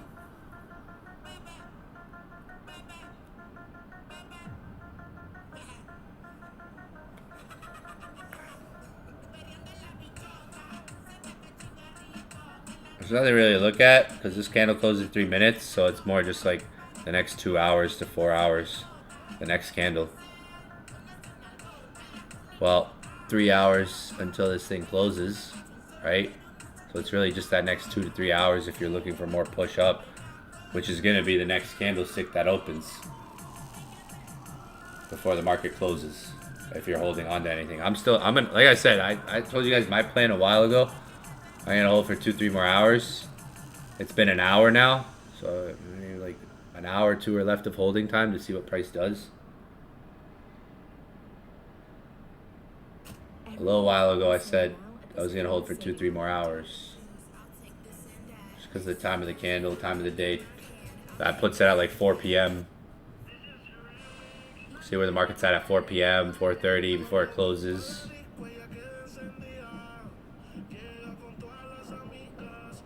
That's my plan. That's my plan. I want to see kind of where things are like 4:30 before things close. If it's ripping up, then I'm going to most likely close. I like the setup. It was the first plan I had this week, and since Saturday I was saying like an inner circle. Like if it goes to 3,200, I'm gonna buy. And I even said last night, if it goes to 3,200, I'm gonna buy. And yesterday afternoon. 24 hours ago, we were on inner circle. 24 hours ago, I said if it hits 3,200, I'm gonna buy. So it's really just gauging that next 4 hour. If that next 4 hour goes up, like look to the left, we may get the same move up, or even take out the high. The London high. Go back to where London here? On that can is London on this candle? Yeah, inside of there. Yeah. Yeah.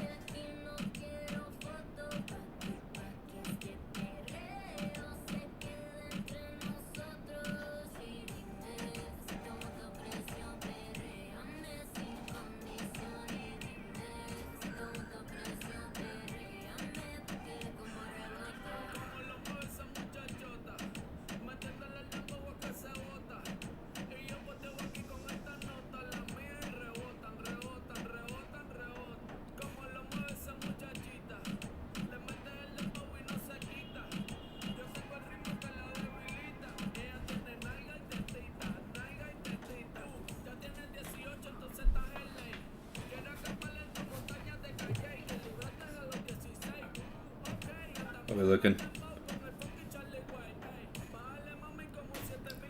Where's my knee?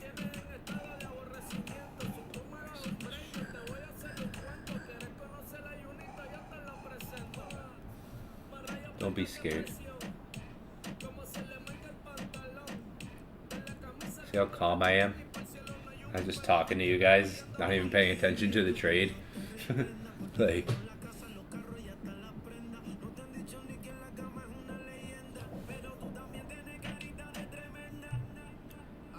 one day we'll make our own only signals. We'll show the world who the real traders are. No foo-foo shit.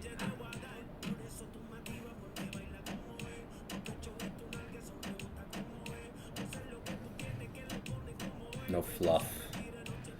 There's no fluff over here, guys. You get the real stuff. Alright. How's crypto doing? Can we go up? Oh.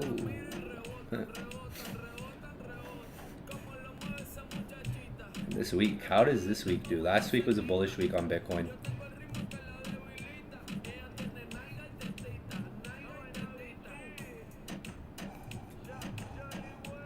This week's starting green. 6 days, obviously a lot of week left.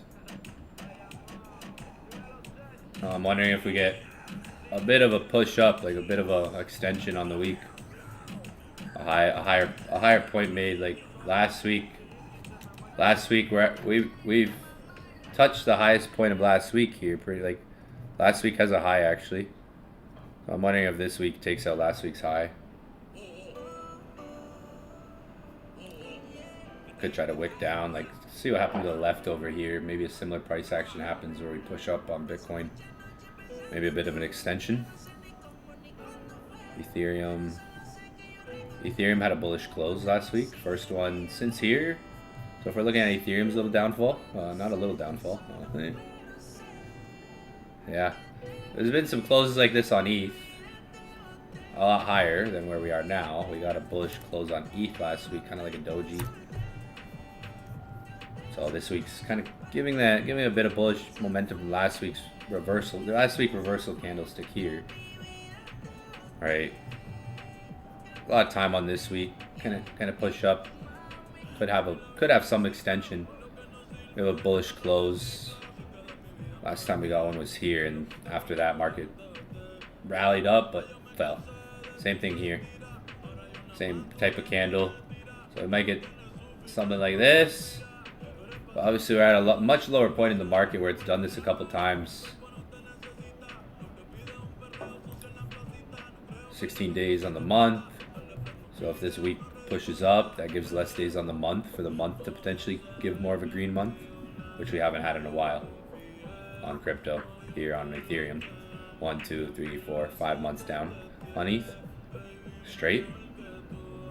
So if we get this week closing bullish more, if this week were to close more bullish, that puts us to 10 days left on the month. Then it's like, can that price action establish more bullish towards the end of the month? Would be a good or a better, healthier sign for a local bottom to be created.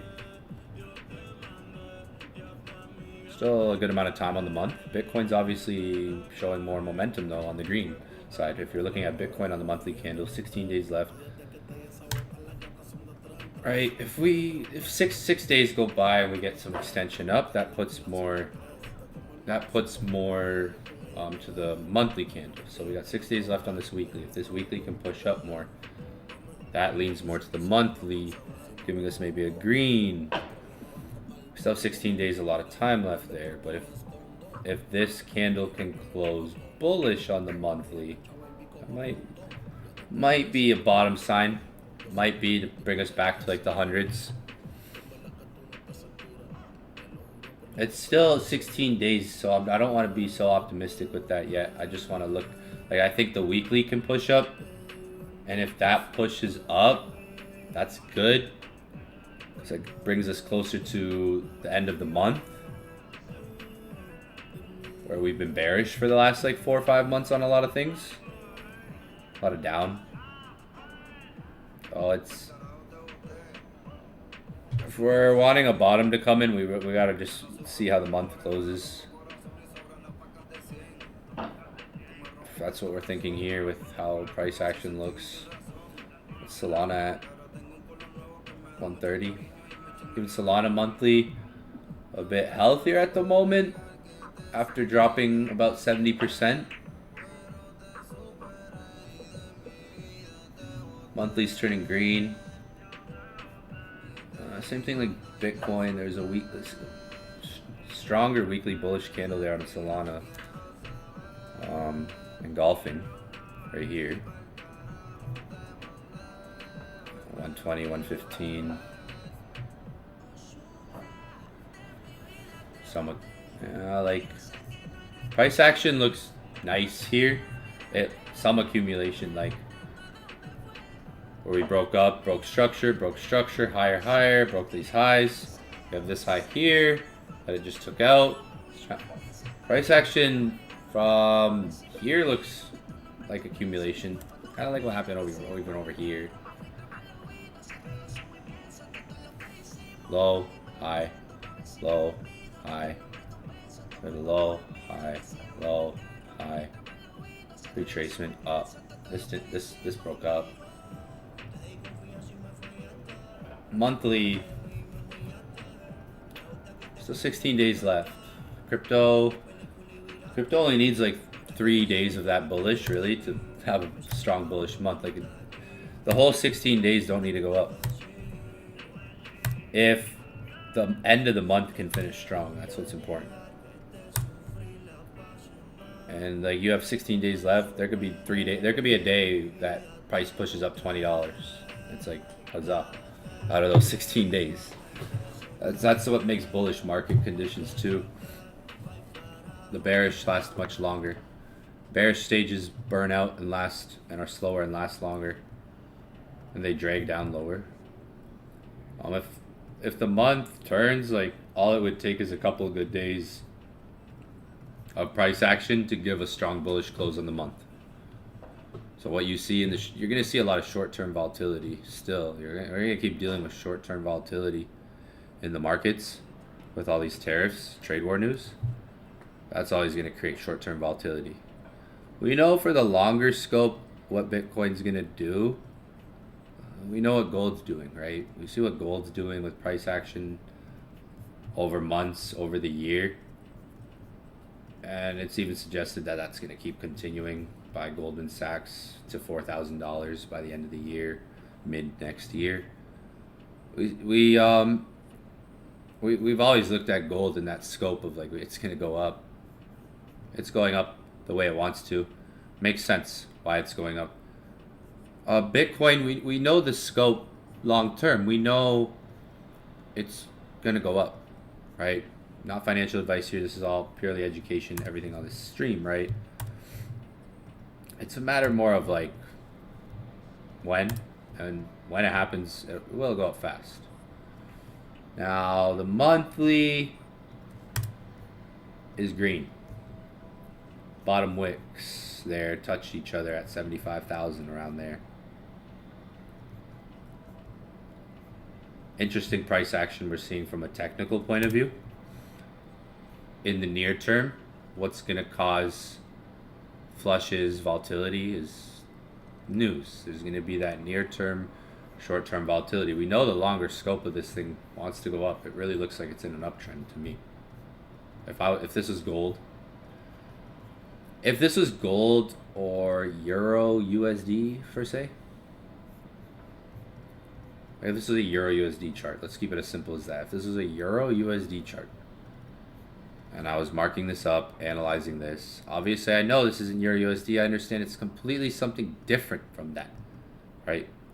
But let's just say this is any chart from a technical point of view. From my experience, I'd be analyzing this how I am, right? I'd be understanding that price was once at 69,000. So years ago, price had enough demand then. Years ago, price had enough demand, and crypto was not as big as it is then. Now, there just wasn't as many coins then, right?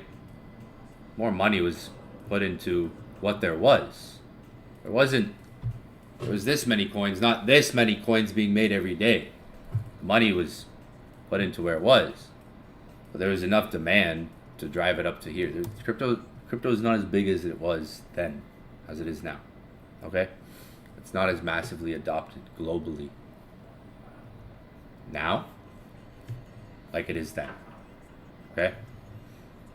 So there was enough demand to bring price to these prices already then, and even again, there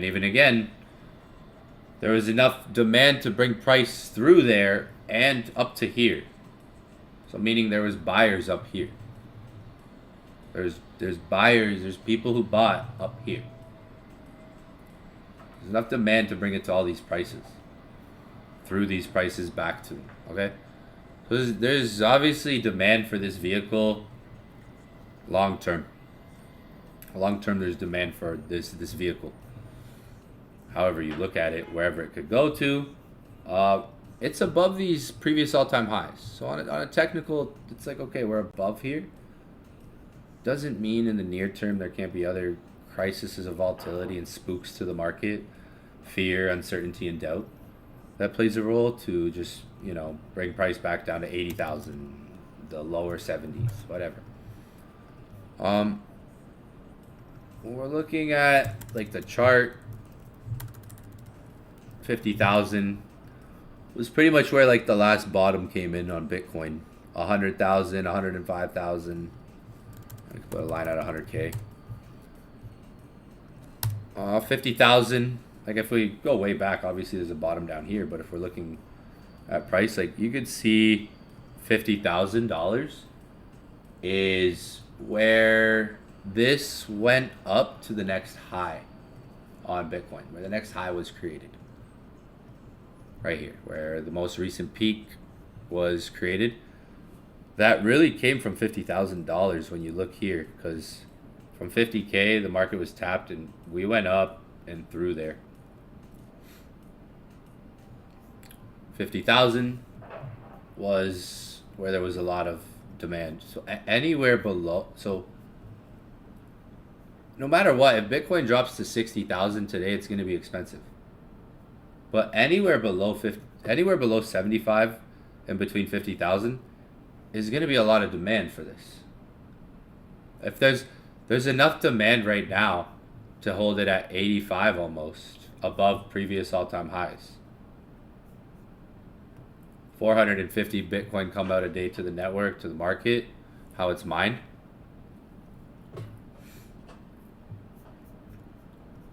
So that's one thing to understand. However you look at it, there's demand for this thing because we've already came to here. We've already came up to this price. People have bid at this price. People have bought it at this price with expectations to go higher. But now, the people that are buying it right now, they are buying it to hold it for the next 10 years. Okay? There's people that are buying and planning to just hold it for 5, 10 years, 4 to 8 years, 8 to 10 years. And just not look back at it and own it because they understand what it is, why it is as well. You can try to time this thing perfectly. That won't happen. Maybe this is like a local bottom being created with these wick rejections. It depends on how April closes. But at 75,000, that was pretty much where we came to right here. Right? If this was gold's chart, like if this was gold, I would be thinking this is going to go up. Right? At some point. There's like a position here or a swing.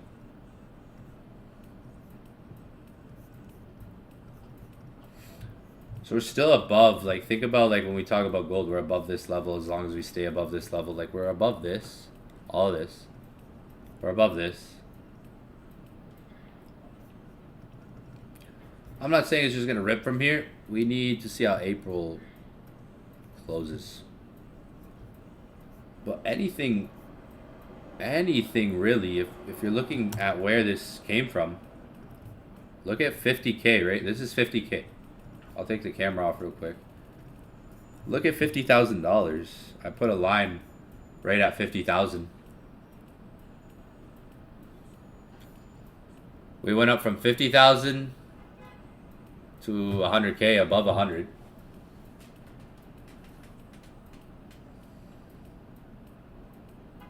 All the way back down to 75,000. Measure this. Whoops, wrong one.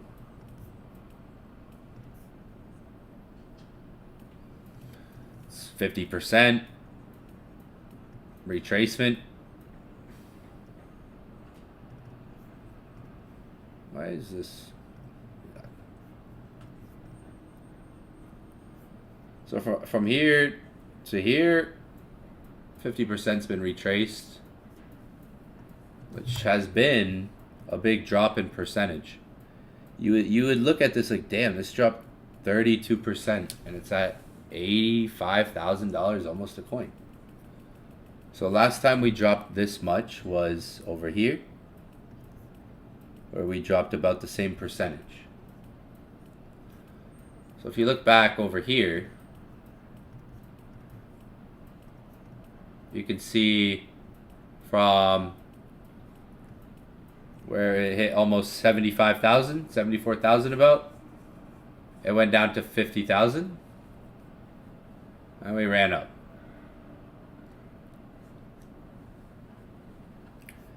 If you're looking at the percentage the market lost there, it lost, you could see, about 33%.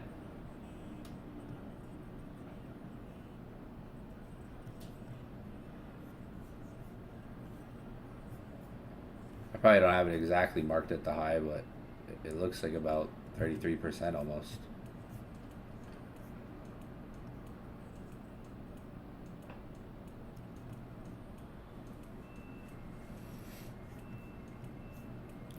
So you can see these two drops.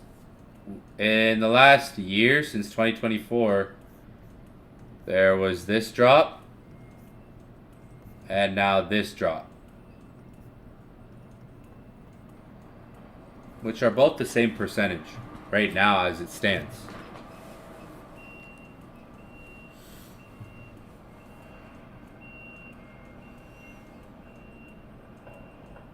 So what happened here, it took the market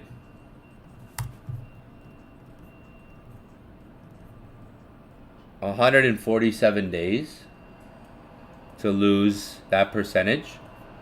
Took us here 112 days. So it happened a lot faster. So now we're probably reaccumulating.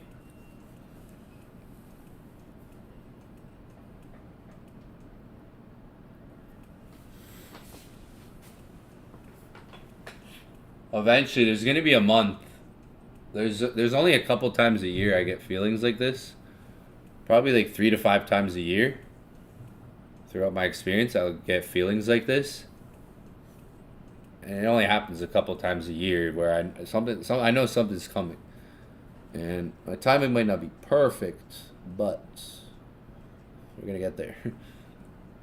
Figuring it out. I'm figuring it out. I'm cracking the code, right? I'm gonna crack the code. Oh yeah, like a couple to maybe 3 to 5 times a year. Fuck, when the when the whole Gaza in the Middle East, when that happened, I literally was like go like a couple times a year when things happen, when events happen, or when the market's a certain way, a sentiment. A couple times a year, I'll get feelings like the one that's starting to slowly try to build now with all this tariffs and stuff. I think on Inner Circle we were talking about the money supply. I forget which one it is. Days offset. We change it to, if you're in Inner Circle, we went over this yesterday.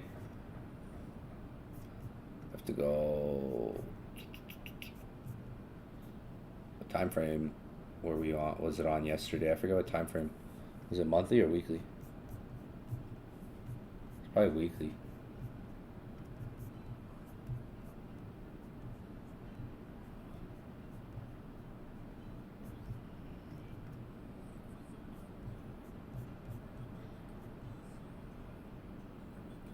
Right now,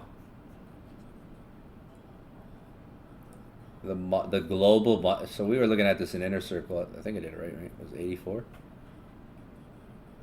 Some of you guys might remember. I think it was 84, right? 12 weeks, 84 days.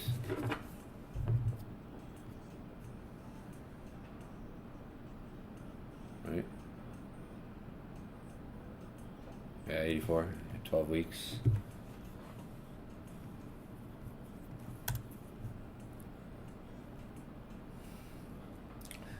If you want to do some research today, do some research on the global M2 money supply and how Bitcoin correlates with the global M2 money supply.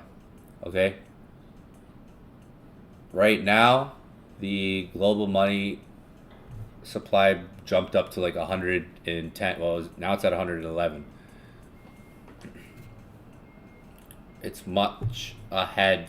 So liquidity, global money, global liquidity. It's much ahead of Bitcoin right now.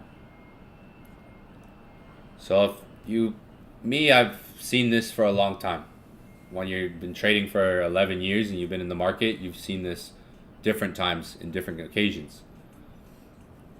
This is normal to see. Typically, like when the yellow line goes up, 80% of the time in Bitcoin's history, when that yellow line is going up, Bitcoin will catch up to it. 80% of the time. Even if Bitcoin's going down and the yellow line's going up, Bitcoin will catch up to it. Here, going up, Bitcoin's going down. So eventually, I think we might be looking at the wrong time frame because I know I might be looking at the wrong time frame. There.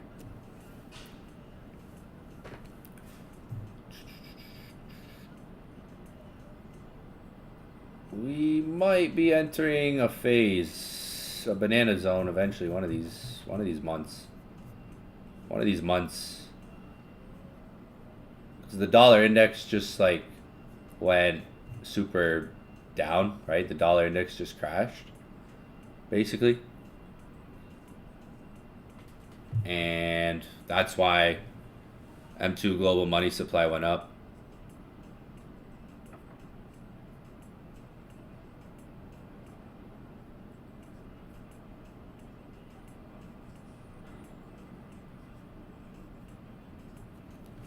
The dollar's moving.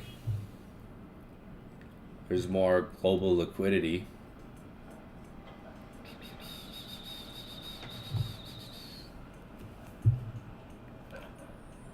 That keeps up. Bitcoin will eventually catch up to that.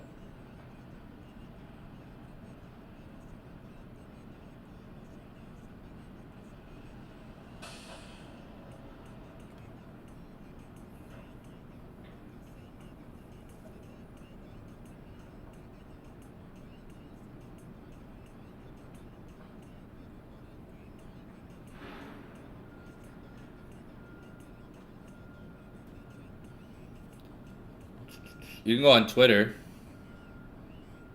and look. You can find a lot of information on this on Twitter in regards to Bitcoin.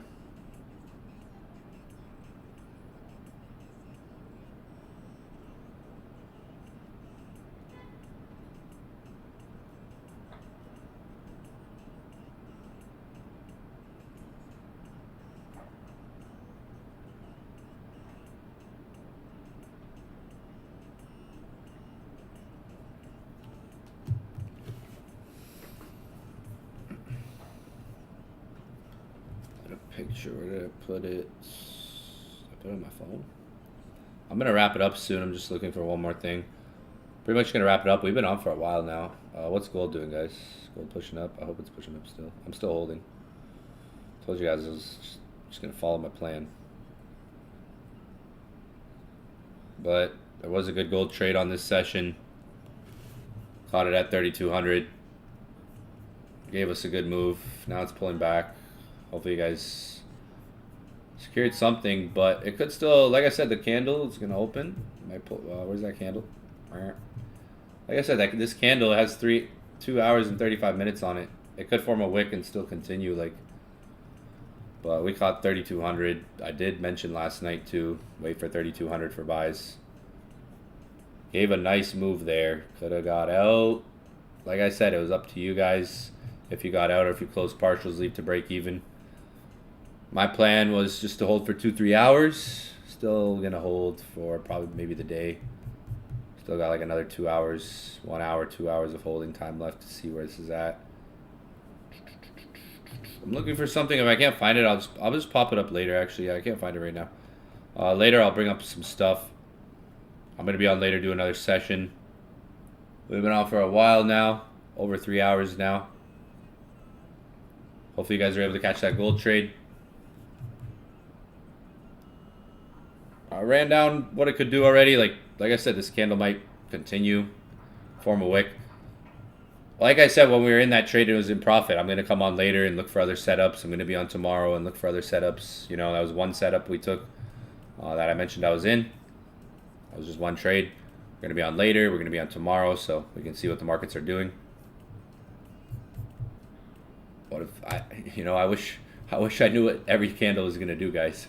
I took it play by play there pretty well. Market did everything I said with that 4 hour idea. There was something there, but don't know what every candle is a setup. The market still remains what I said last night, and for 3,200, like if it stays above 3,200, that's a good sign. Like, okay, let's see if the market maintains and stays above 3,200. We don't know what price action is always going to do. That's why we have to watch it, keep an eye on it. It could come down back to 3,200 and still hold 3,200, right? It could retest 3,200 one more time and still come back to it and hold it. It's just, like I said when I got on, when we were here, I said it's either the 4 hour flips bullish or we break 3,200. If it breaks 3,200, wait for the next zone and look for buys at the next zone. Right? Same thing I said when I got on, still, not like 3,200 still holding. Price is above 3,200. We want to see if 3,200 held. It's the same thing. Still going to say the same thing. right? Like, still want to see if we stay above 3,200 today or tonight. Because I know if it holds 3,200, it could go up more.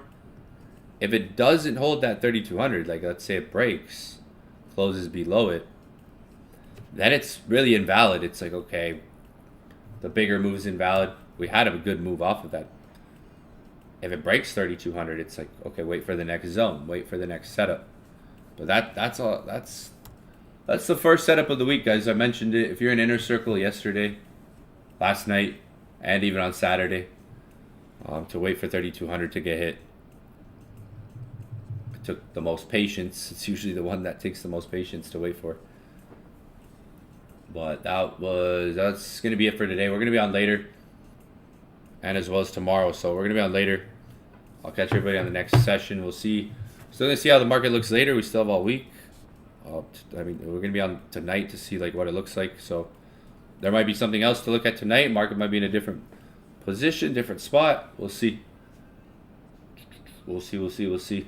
But that was a good trade regardless. Regardless, for the morning, like if you're looking at scalping or day trading, that was a great trade, right? That moved up. Some of you guys caught right down here at the bottom. Now I had a nice move up. Now it's pulling back. Maybe going for that retest. Right? Going for that holding the zone for the bigger move. But yeah, we're going to wrap it up for the day. We'll be on later tonight. Maybe it's right now it's pulling back. Like I said, when that 4 hour, remember I said even before this 4 hour opened, I said it's probably going to pull back when it opens. That doesn't mean it can't go up. That doesn't mean this still can't potentially drive up on that same 4 hour. It could just be pulling back. A couple hours later, it's up. End of the day. Well, let's see. That was kind of my plan was to hold it till the end of the day, till 2 hours from now, 4:30 p.m., which is 2 hours from now. Because if I get out, and 8 hours, 12 hours from now, this thing's up here, I'm gonna be like so pissed. I swear. If I get out right now, if I close, and later on tonight this thing's ripping up, I'm gonna be like, man. So I'm just following my plan that I said, like, remember when I said I'm gonna hold it for like 2-3 more hours? But I'm gonna wrap it up. That's it for me. Peace. We will be on later. See you guys next session.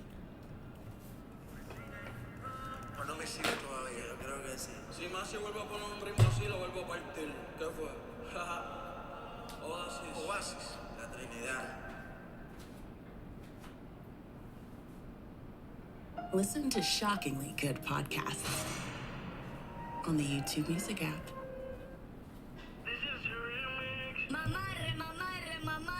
Cuando vas pa' la disco ella queda encendida. Llega con todas las amigas. Ella baja downtown si te pilla down. Mientras rebote ella dice que es amor. DJ que le pongo una edad. Ella le gusta el reggaetón, ton, ton. Que está suelta y quiere en la presión.